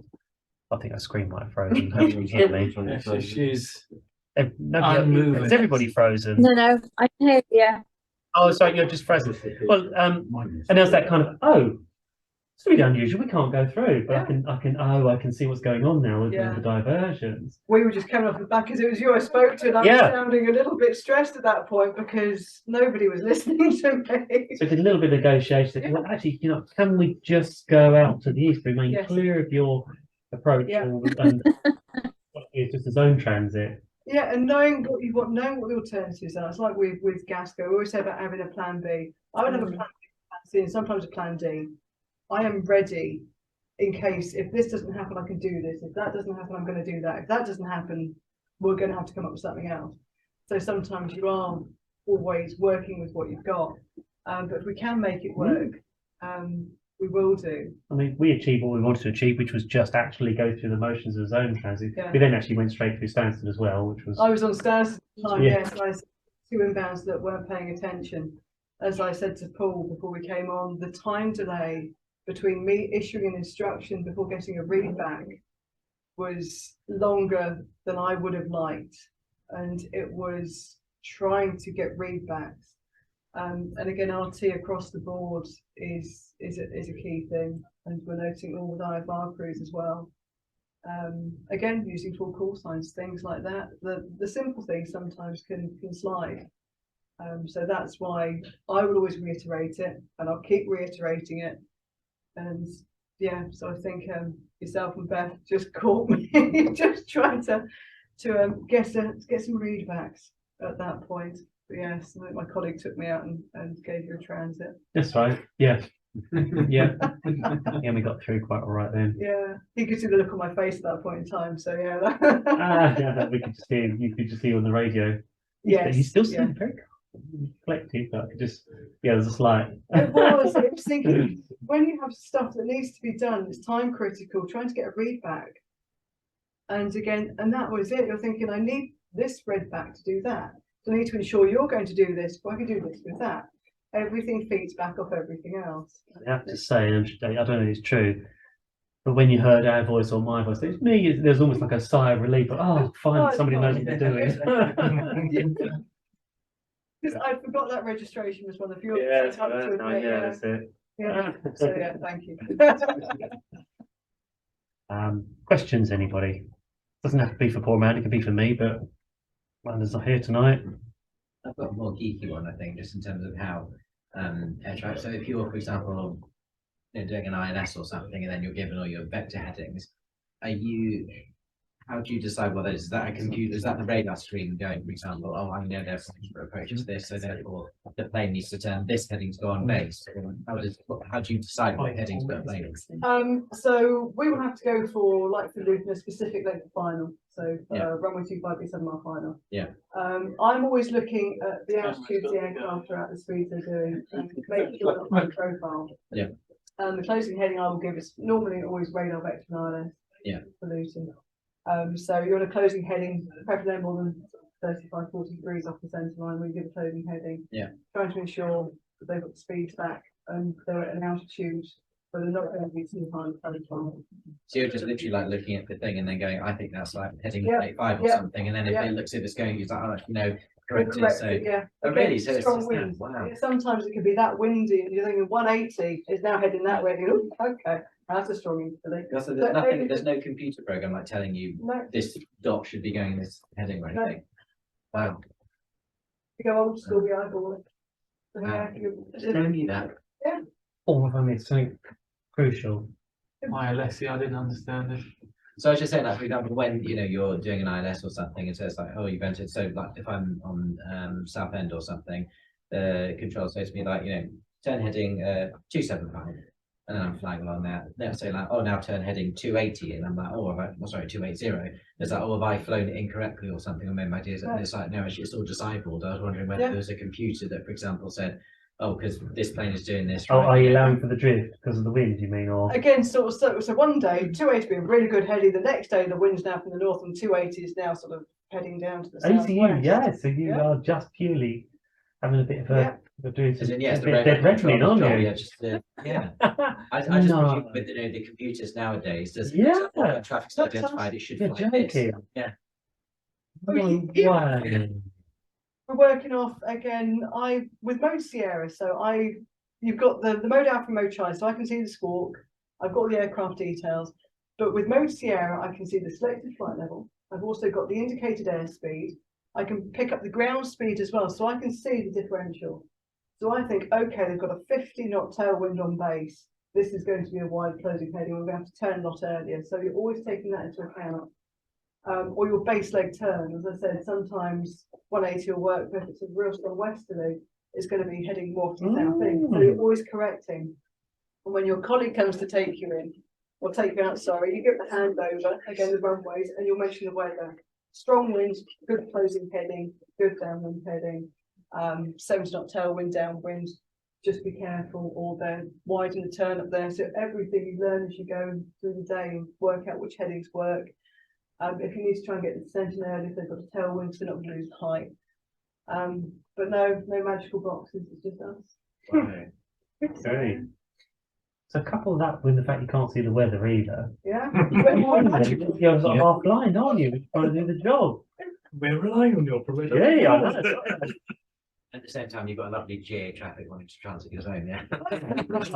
Stand by, I'll call you. Then you go through your scan again, then you come back. Wiggle through the zone or something. Gosh, I mean, we've got it so easy now. When we fly along, quite sometimes, depending on what we're doing, we've got rainfall radars on our iPads, we've got lightning radars on there as well. Nothing. We have. We've got a data connection. Save up and buy them an iPad. Yeah, I know. But the thing is, we can have the information, but we cannot legally use it to vector aircraft. So you know, when we've got a Met Office person that will be in the ops room, so you know if low vis is forecast or if storms are due. Some things can sneak up on you because they just build at the moment, and the tower will say we have weather to the north. It is going to come through final. Be ready. So you're getting reports. Okay, so you've got somebody in the office that's doing that for you. So again, with a Met Office person, so they're letting us know what the forecast is going to be. Again, people in the tower just looking out the window, like today. Yeah. This is not, again, novel for me. Seeing all these black clouds, and I know that I'm below the London TMA. This is this bit of airspace. I would never normally see what the weather is like around here. All I can work off is the Luton ATC. So I've got the Luton weather, which is of course all in word format, words and numbers, and no pictures. So that is what I'm having to work off. It's broken at 300 feet. I know it's low cloud. Fascinating to think that. So I'm having to interpret all that into a mental picture. And then if traffic is weather avoiding, you think there's something there, okay, so I have to go around that. I need to miss the Stansted traffic. The Heathrow traffic's going north of that. I need to watch that. There's city departures. You're watching everything. There's one for Southend, there's one for Bigham. So everything, you are looking everywhere. So that's why the scan is constant. And it's not just our traffic we're looking for, it's everybody else's. So yeah. When are you retiring then? Not soon enough. I've got 22 years under my belt already. I think I've got a few more to go yet. But... Oh, another good question then, especially for people who learn to fly. Position report. So there I'm a good student and I want to make sure I do this properly. And in my position report, I obviously tell you where I've departed from, and I'm gonna say it in full length as well. So I'm gonna say aircraft is a Robertson R22 Beta 2. Yeah. I departed Elstree. My destination's Elstree, and my current position. I'm not the only one. My position is over Little Hormead at 2,000 feet, and of course, Roger. You're like, what the hell's that? Oh, yeah. That's why I give you a score. Yeah. There it is. Yeah. So something we need to teach is if you're going to if we give a position report, give you something decent to sort of something that we've heard of. Yeah. Even if we're not over the top of it, Yeah. we can say that we're maybe 4 miles south of it, or just north of it, or something along those lines. Yeah, would you say at home that something miles I quite south often of use Barclay VOR? VOR because they all know obviously very well the Barclay VOR, so 4 miles southwest of Barclay VOR. I know where home is now. Yeah. So, I know where home goes on the strip. Yeah. We forget, we know where we are because we've got a map or a sat nav. Yeah. But your screen potentially covers quite a large area, doesn't it? So I'm normally working on a 30-mile range. But again, it is just a black background. I've got the range rings on, I've got the airfields, I've got the airspace. But yeah, it's just normally the airfields that I have, centre lines for Luton, centre lines for Stansted. But anywhere small, Because your screen's actually quite sparse, isn't it? Well, as far as details concerned, it doesn't have like a map on this table. No, I've got a map like that. So if you say I want to go from here to here, you'll hear rustling as I get the map, and I'm trying to find the little waypoint or wherever it is you're looking for, especially like with the helimeds and the police. Yeah. They're going somewhere. Inside the zone, we have a grid system for Luton because that was like taken from the Met Police. Whenever they go into the Heathrow and City zones, they will have a square number, and that was based off the London A to Z. Oh, was it? Yeah. So I meant to ask because you often hear that. That's right, they're over there going to square 96 or something, or whatever they say. Page 43. That's it. So page 43, going to 43. Brilliant. There you go, page 43. So you know where they're going. So Luton, we have a grid system now that was brought in. Was that lightning? Yeah, the Roomba. Roomba, lightning. Oh, God. Just hang out there. I hope it is. It's not a voice. That's all just made me look round for a second. And no, I think it's just a car with a blown exhaust out there.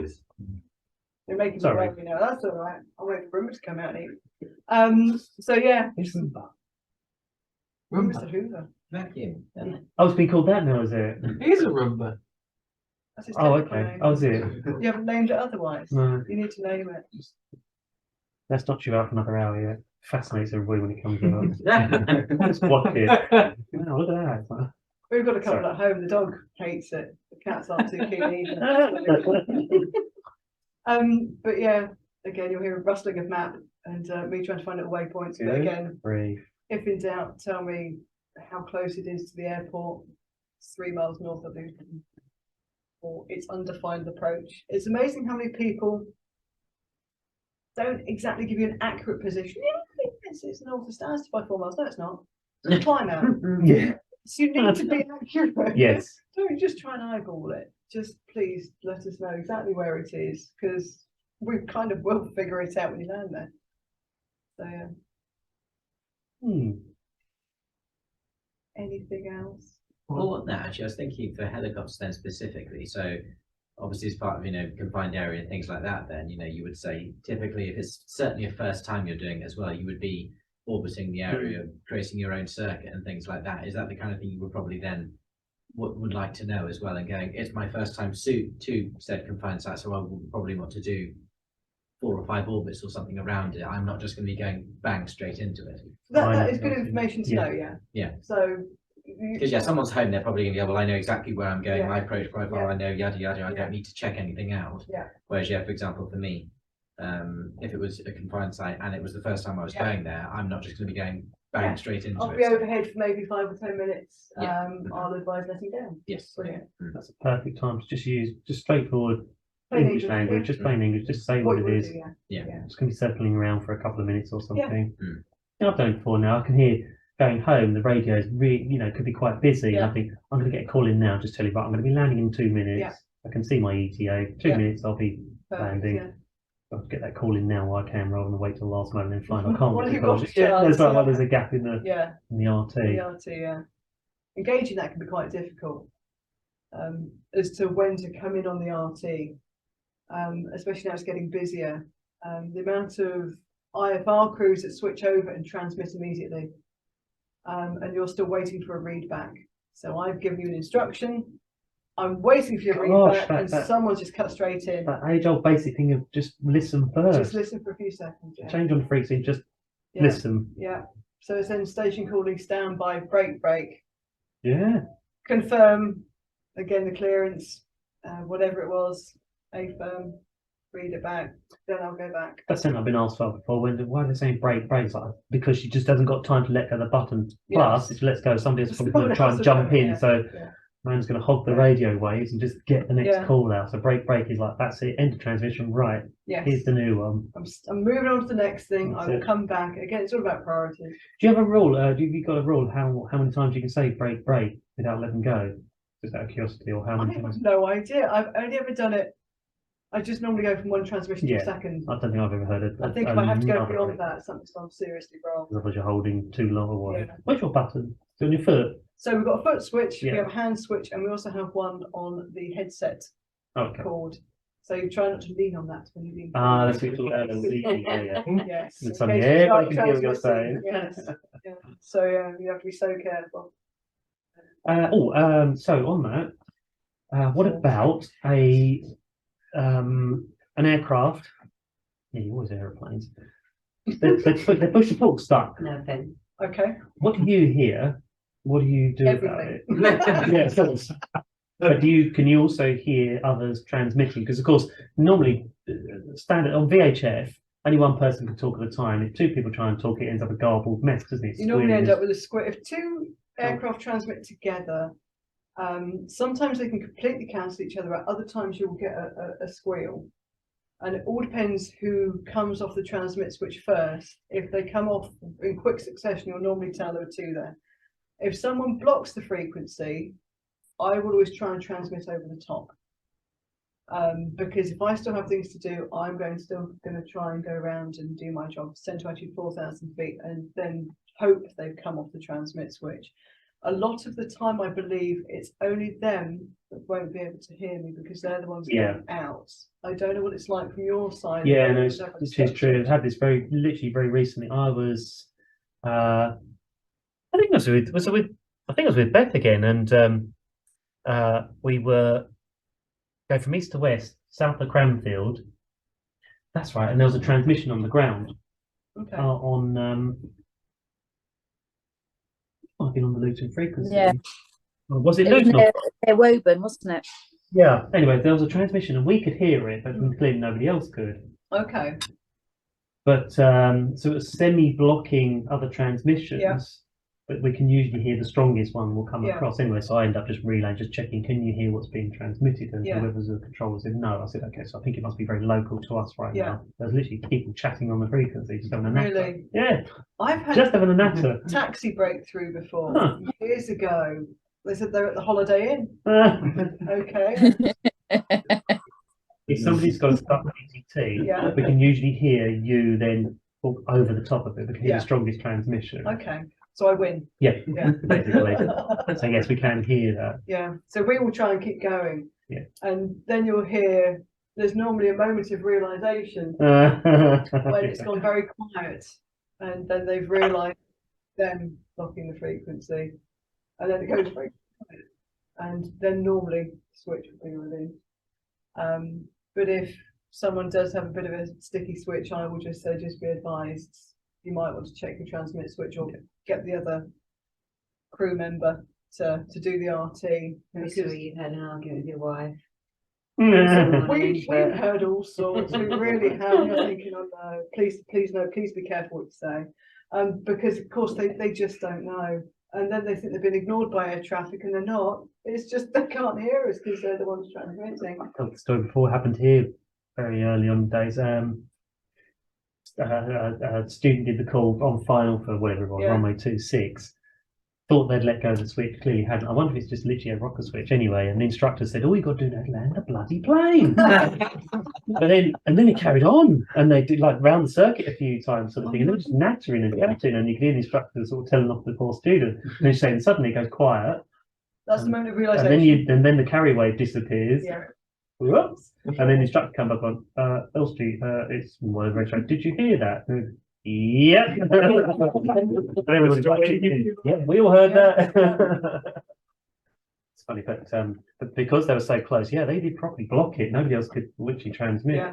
Yeah, it really did block the frequency. You don't even need ears. When I did COVID, and during COVID it was really, really quiet. Yeah. And somebody was talking to Blackbush, I think it was, and they were saying, well, how much are the landing fees? Well, that's an awful lot. There's a big debate about the cost of the landing fee. Yeah.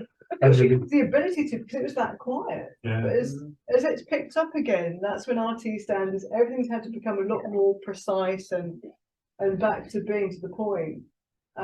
Again, so much change during COVID, as you said, getting transits, because the GA community were up and making the most of it. It's fabulous. Yeah. Was it ILS approaches to Southend for £1 and various things? What was it? I think I'd requested to go through Luton about 500 foot before they're down the runway and things. Any chance of a low go around, isn't it? That's Like about approaching that road. But yeah. All sorts of things, yeah. And free range.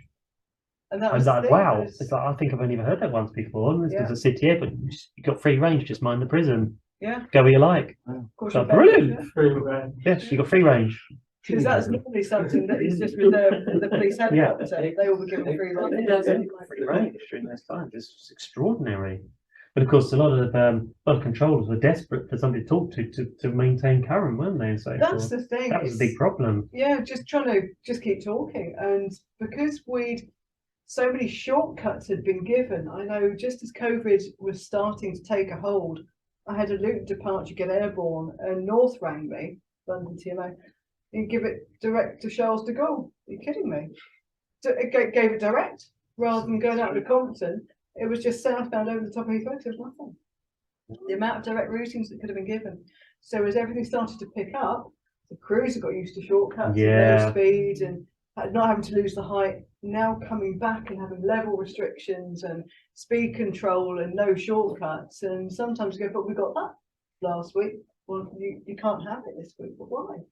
Because there's something in the way now. There's more traffic there. Well, just out of curiosity, it doesn't really affect us. Something I've heard on the radio for Luton is something to do with, what do you say? Descend quickly, best expedite, best rate of descent or something, because you're trying to get something to lose altitude very quickly. That's not expedite. I've heard something else. I've heard best speed before. Yeah, best speed, obviously, but no, not for us, but for whatever Ryan, EasyJet. Gosh, I'll try and remember it next time. It's a new one on me. It's I will sometimes ask for a good rate through a certain flight level.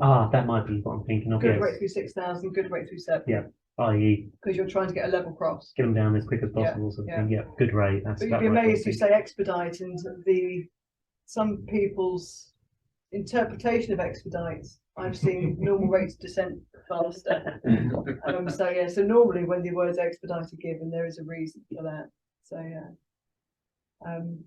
but no, as you said, probably a good rate will be. It might be that. I've not heard it very often before, but you want to hear it a lot more now. Absolutely, more recent. You can now hear. Getting busier. I can hear the tones like, you need to come down now. Yeah. To make all this work. Yeah. So traffic levels are really back up again. And Luton is so much busier. It's really busy, isn't it? Certainly get some rush hour, don't you?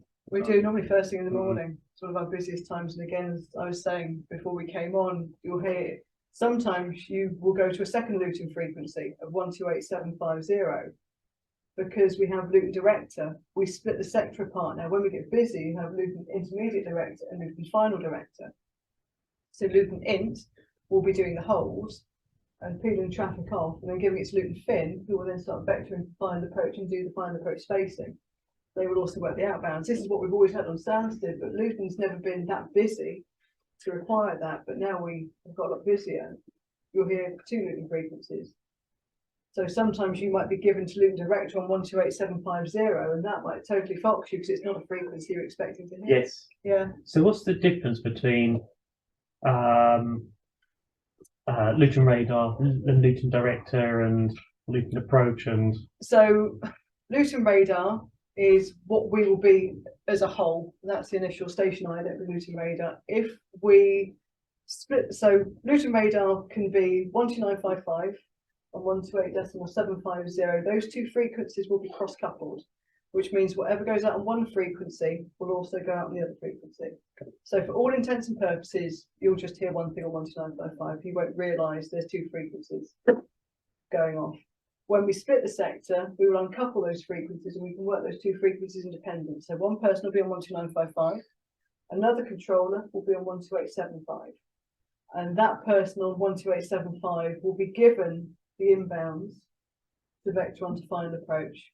So Luton Radar will do the initial peeling the aircraft off the hold, descend to altitudes. Then you'll hear contact Luton Director, normally call sign only, 12875. And that's when you get the change to Luton Director, will then start sequencing for final approach. If you're looking for transit, you may be given to 128.750, or you may stay on 12955. So there may be another frequency change in there for you.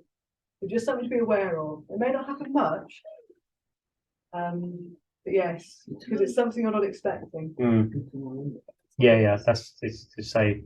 When we kind of got an idea of what's going to happen next, expect it makes life easy. The unexpected is quite tricky when you suddenly get thrown a frequency. It's like, oh, whoa, what was that? Confirm, because you said it's something you're not used to.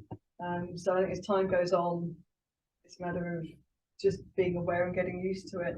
Again, it doesn't happen that often, because normally the person on 12955 is quite happy to keep the VFR transit, because that's your first port of call and that's what you're familiar with. You've got the situational awareness of everything else around, so listening out on 12955. And probably something maybe from your side of the radio to ours, as you use and Beth's getting into the radio now, the more and more you use the radio and the more you know what's likely to come back, the easier it is to hear that. Even if we only hear sometimes we only hear literally barely a snippet of the call, but if we can just catch the right bits, like the numbers, we can piece it all together. You know when you know what to expect. We don't need to, we don't need to hear all the pleases and the thank yous and the everything else. As long as we catch the numbers and even a score. So being 4, 6, 7, 5. I only need to hear the end number, and I've got the other three. It's always going to be 4, 6, 7, and answer 0 through to 6. And I think the tower is 4, 6, 7. 4, 6, 7, 7. I have to think about it. So but it takes time, doesn't it, to get to that level where literally the radio becomes easier to hear because you're not having to work so hard when flying. But also that experience of knowing what's like to be said to us. So we've only got to listen to the key bits of information and got to pick up on those pieces. But every now and then there's something completely different in it. I go, what? Sort of throwing, what was that? What's that? So that's just practice. It is, and again, the thing I struggled with the most was accents, different accents. When I was at the college, everything had one voice because there was one person on the input side and it was the same person, and I knew what was coming. You put me in live traffic and I'm thinking, I've never heard an Italian accent speak that quickly and give me information I wanted. When you go on holiday, I think, I speak French, okay. Go to France, and everyone say, I don't know what they say. What did they say? Because it's a different accent or it's a different speed or... Totally. And I said, if it's non-standard, if for any reason like an emergency is declared, some people will go back to their native language. And you're thinking, the non-standard stuff suddenly very tricky to work out, isn't it, over the airwaves? What else do I sometimes get asked to talk about? When are we going to be digitalised? So I don't know. I couldn't tell you. I said the only problem I can see with that is that a bit like on your car radio, it's beautiful and clear. When the signal gets a little weak, it just disappears. That's it. Whereas VHF, it's crackly, but you can still hear it. And I got shown a trick that nobody knows about on the radios. This is when flying across France. The really weak transmissions are being blocked by the squelch. If you just pull, whichever way around it is, or some of them push, but if you pull the volume knob out to disable that, you can actually still hear all the transmissions. They'll be weak, they'll be crackly, you can hear them. So that's my understanding, one of the reasons why it'll take a long time before it's digitalised and digital, because we can always still hear those transmissions as weak as they are. Whereas we know when it becomes, whatever DAB, it's all or nothing. If I was going to be all or nothing, probably nothing. Crystal clear, this is fabulous, and then poof. It's not so quiet. Suddenly you can't hear anything. Just say again. That's it. What about the difference between say again and repeat? Does please repeat or repeat? Is that really part of sort of phraseology, or is it just say again? I always use say again. If I know what to say again. That's standard Cat 413 stuff, isn't it? But for you, does say again imply that we should say the whole lot again? So to me, that would be a yes. Yeah. Otherwise, it would be confirm, like confirm aircraft type. If I don't want everything, just aircraft type, or confirm arrival information down to receive. So I'd be looking for a little bit, but to me, say again, I would assume. That would make sense.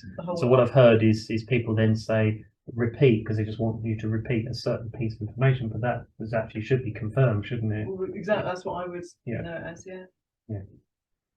I'm learning all these things that other people say. Is repeat in aviation phraseology? No, I don't think it is, but it does get used. In sailing, we were never allowed to use it because that's what they use for the military ranges. Oh, okay. But if you say repeat, that means they want them to fire again. Which would make so we were never supposed to use that. And use James's yacht. What is that loud? Yeah, so it's It bangs every time I use the radio. Get splash of water all over. I have heard, it's not very often, but I have heard people say, "Oh, could you repeat the Q&H, please?" And they would literally use those words. Could you repeat the Q&H, actually, please? I think I probably had that said to me, yeah. But that's not something. And actually, all we should be saying is confirm Q&H, because we can do it in 2 words. Confirm Q&H. Yeah. It's just shortened it a whole lot down. Yeah. Rather than so wordy. Do you get many emergency calls, like pans or obviously Maydays, but perhaps not so many? We have done, say for example, bad weather, crosswinds, when aircraft are getting towards their fuel limits. That's normally a point. I've had 3 Maydays on frequency before. Again, because the crosswind component at one airport, and everyone normally will come for standstill depending on the wind direction, because of course it's a southwesterly runway. So whereas Luton would be a crosswind, Gatwick could be a crosswind because it's 2608, Luton's 2507, and of course Heathrow is 2709. Oh, at that point, do they actually say Mayday, or do they just start just implying it by, as in, we're getting a little bit low on fuel? And so fuel's normally mentioned. They will mention minimum fuel. When they mention minimum fuel, that is when we will give them either a range or expected delay. If it goes into emergency, that's when they will declare. And they would actually say Mayday. Yeah.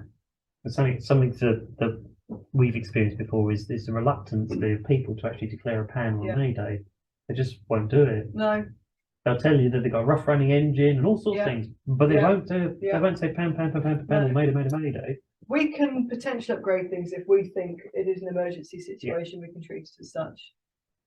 Again, it's like we'll put the phone call through to the tower. The group supervisor put the call through to the tower, and that's when the fire section on the emergency services will make their own decision as to what kind of standby to put on, like a local standby or a full emergency. So they will be ready just in case.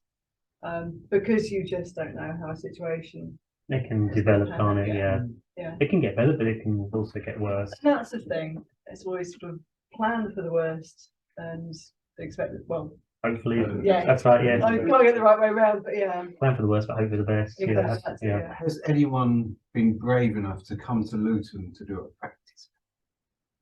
To do a practice pan? I've never had it. Because that would normally be something. Yeah, and do a practice. It's 1-to-1-5. You'd normally. It would normally be D&D for a practice pan. Yeah. You can do training or position fixes. We've done that before with Luton, but again, you gauge it by how busy they are. You can't. You know. You suddenly rock up the flipping egg. What? Yeah, exactly. So yeah. You've got some training fixes before now. Simulating, that you're a bit lost, gives a hand. Yeah. I'm in a mess of something, so I'll be curious to know what I should have done. So I'm flying solo northwest, and I get a very nice ATC person. I'm on basic service, says to me, "Parachutists over Westcott, look out." I'm going, don't know where Westcott is. I don't quite know how I'm supposed to see parachutists anyway. Yeah. What the hell do I just didn't know what to say. I mean, I had no Roger idea. Well, I did say Roger, but I know that actually is really, because that implies I've understood I'm going to do something about it, and I really didn't. Well, I understood parachutists. I didn't know where they were coming from. I didn't know how I was supposed to see somebody dropping out the sky in front of me anyway. So I know there's different areas, like I think you've got Western on the Green up there. Yeah, where quite a few different areas where they edges do It's something we don't get involved in, but if in doubt. Westcott might have been just. I may have got Westcott wrong, by the way. But okay. I was going to say, because that would be something that would probably be no town, because that's quite unusual. They don't. No, I don't think it may not have been Westcott. It was a while ago, but I was just trying. What on earth do I say to that? I actually said Roger, and I probably shouldn't have done, because I didn't do anything different. Oh, well, it doesn't hit me. Can you give it in relation to my position? Yeah, that's what I should have said, isn't it? Yeah. But again, as we said, in the moment, you think, okay. I must say something back. I must say, yes, I understand. I have no idea what you're talking about. I understand. Yes, Yeah, that's what I did. Yeah. I said I will comply. That makes no sense. I don't care. Yeah, Roger will comply. Roger will comply. But yeah, again, it's just to break it down. If in doubt, ask. I'm not sure what you're telling me. Yeah. What am I supposed to do with that information? We do, but you need to know where that is, don't you? Yeah. You must. Don't be And how many afraid. people are going to throw out of an aircraft? I mean, I don't know. Is it one? Is one? it 20? You know? Yeah, never be. Don't be. This is what's lovely about when Amanda and Helena come. They're people. They're just people. They're really nice people. Yeah, I should have just asked. Yeah. They're not that daunting voice on the end of the radio. And that's what I want to try and break down, because a lot of the time when you do call up on ATC, we're normally busy.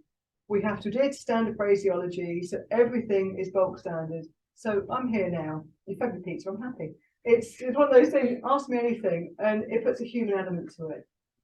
And that's the thing. And again, as I said, talking to you guys, I've learned so much from the GA side as well. And that helps me. So I know what you're up against. So I know when you're busy, certain things that you're going to be looking out for, things you might need to know. It bridges the gap between ATC and GA. One of the, I think I got this right, one of the big turning points, if I remember rightly, looking back, was, did you ever remember the PFA rally at Cranfield? No.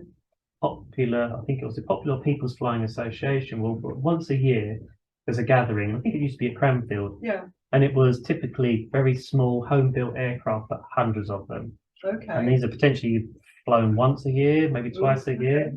And of course, Cranfield just being north of Luton. Yes. So anybody coming up from the south would try and skirt around Luton because they certainly wouldn't go through. Yeah. And it would cause many infringements. Yeah. So the problem where Luton controllers and stance ones would dread this day because it'd just be, oh my God, it's just going to be a nightmare. A lot of these aircraft wouldn't have radio as well, just to make matters worse. Oh, no radio, no transponder. Yeah, no radio, no transponder. Aircraft But even the ones that had radios and transponders were too scared, so it's on standby and would not call Luton because it's very scary. And I think it was Luton or whoever, well, Nats / Luton, took the initiative to actually put it out and say, no, please do talk to us. Yeah. And it was a bit of it seemed like a turning point because suddenly they're being invited to call Luton. Yeah. And so they did. And the infringements must have halved, maybe even more than that sort of thing. And it made a huge difference. And it's from it makes there. a real difference, yeah. I know the CAA, again, I'm the GATCO, which is the Guild of Air Traffic Controllers. I'm the rep on an airspace infringement challenge group.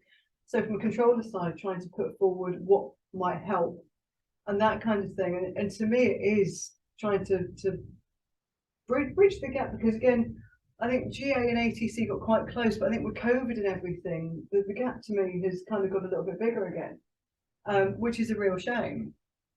And it's just a matter of understanding how the other operate. And that's all it is. I think it's an appreciation from both sides. And I can't even remember how you and I became friends or started talking. I think it was when you started flying backwards and forwards. Yeah, it might have been, yeah. Just end up chatting. Oh, you going home again? Yeah.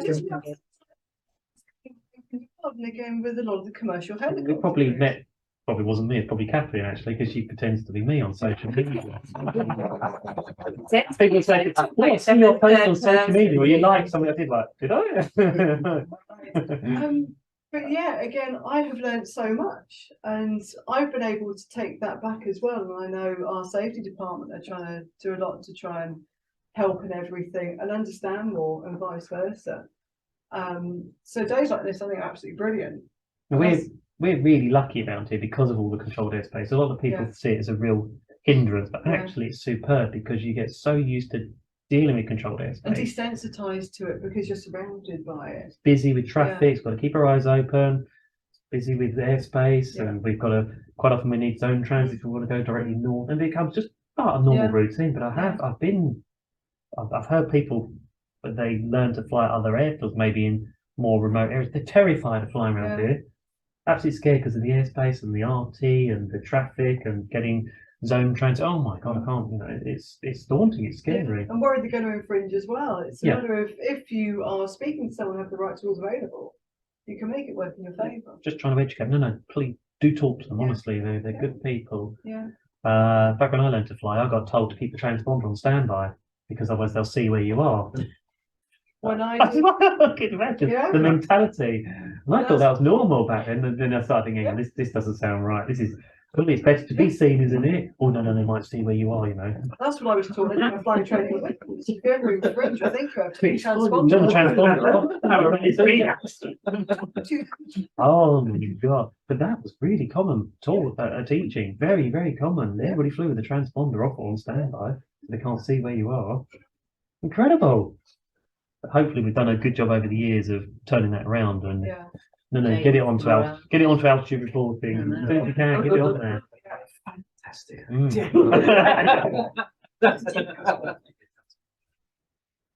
So I assume TCAS would work for you'd have to have the transponder on, and would you have to have altitude? I think you would do for. I don't know the different levels of TCAS. Yeah, there's different levels, isn't there? Yeah. Because I've been asked before when going through controlled airspace to deselect mode Sierra. So apparently they were getting erroneous readings. I was going up and down like 800 feet in the space of seconds or something. Oh, okay. Yes, Well, it's really Charlie that does the altitude. The Sierra just is all the extra stuff. The 24 hectodecimal, that's it. All those sorts of extra free bits, isn't it? All the cool stuff. Yeah. Mode Charlie is fun stuff. Is the one that just does the altitude reporting. So that would have been why you asked deselected, because one moment you're outside controlled airspace, and the next moment you're 500 feet in, then you're out again. So yes, I've had and if you're ever in doubt, call up for a transponder check, a mode Charlie check. I've had that before.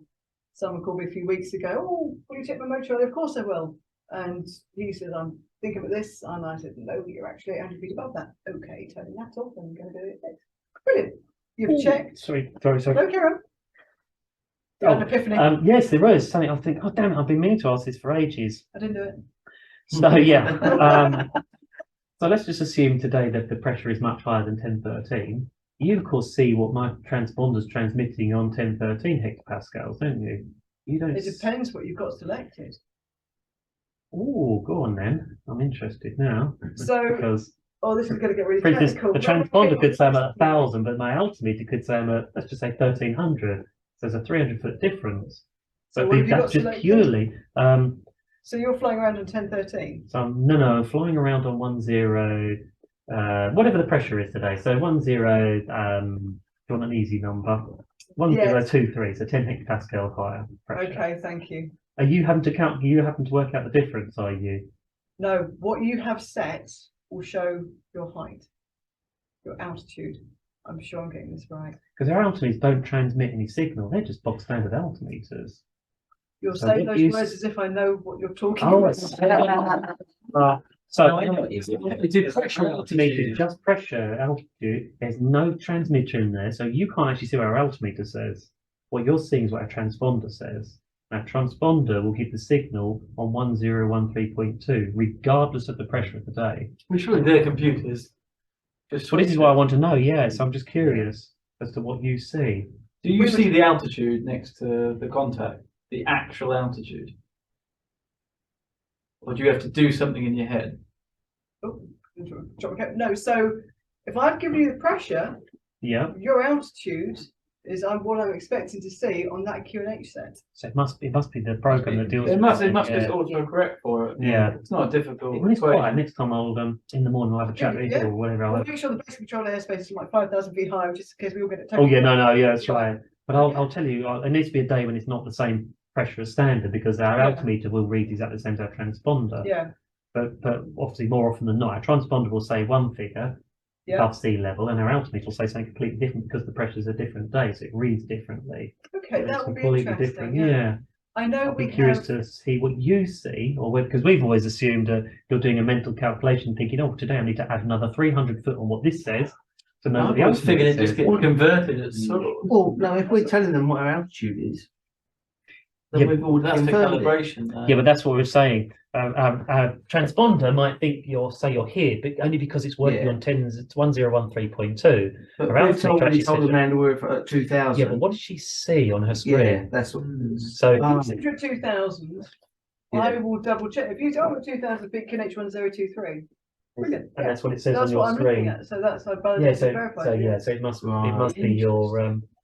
be your the program you're using to see us on a screen. This works it out. So it sees our transponder, adds or subtracts as necessary the pressure difference today. I would have to speak to. Yes, because otherwise she would need to know the QNH. Yeah. Yeah. speak to the magical people in the back.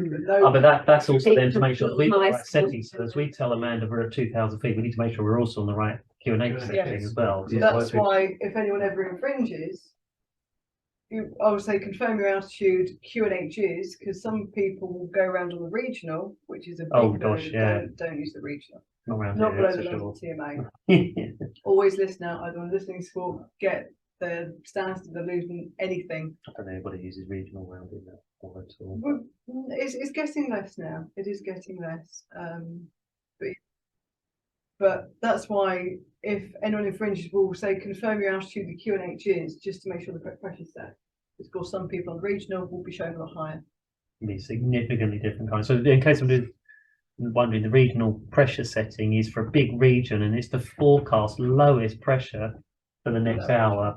So it could be significant if there's a front passing through, for instance, sudden change in pressure. It could be quite out. Because it puts you higher. Yeah. We're actually much higher than what it reads. Yeah. We think we're lower than we really are, so we fly higher. Clear of high ground, Yeah, that's it. Gosh, yeah. Ooh, yeah, so we'll try and remember that next time when it's quiet. I'll have a quick chat. I say, look, my transponder says this, my altimeter says this. What can I see? Yeah. We can take see, theoretically, you can't see my altimeter because it doesn't send any signal. You can see my transponder, but clearly what you see is a different figure to what it's actually transmitting because presumably the your software that you're using sorts it out. It's got to. That's why again days like this are absolutely valuable. Yeah. It means to us that it yawns. You've said it now, and I'm on leave. You're gonna have to wait 2 weeks now. Because you hear sometimes you hear the air traffic control say, "Oh, you better go and get that checked out when you land because it's 200-300 foot different." Yeah, or 800 or something crazy. Yeah. Well, how do you know that? Yeah, because we've given the pressure. I think you're working off their transponders, and how the heck you can't see what their altimeter's saying, unless it's one of the fancy ones that does transmit. There are some altimeters that do transmit as well. Again, all these magical words we're using, yes. But I know we do have a tool for if the inbounds have the wrong pressure setting. I think if it's, I want to use millibars, but we're hectopascals. If it's more than 5 hectopascals different to the pressure we're expecting, their altitude will flash, and it will flash yellow to show they have the incorrect pressure setting. So that will be our cue. So that'll be one of those. That'll be one of the altimeters that sends out the signal, so you can actually see what they've selected. Normally, like for again the inbounds, Airbuses and your variants. Yeah, quickly, I'll show you in an arrow. It's very basic. It's really basic. It's also in pieces. Really basic and broken. Yeah,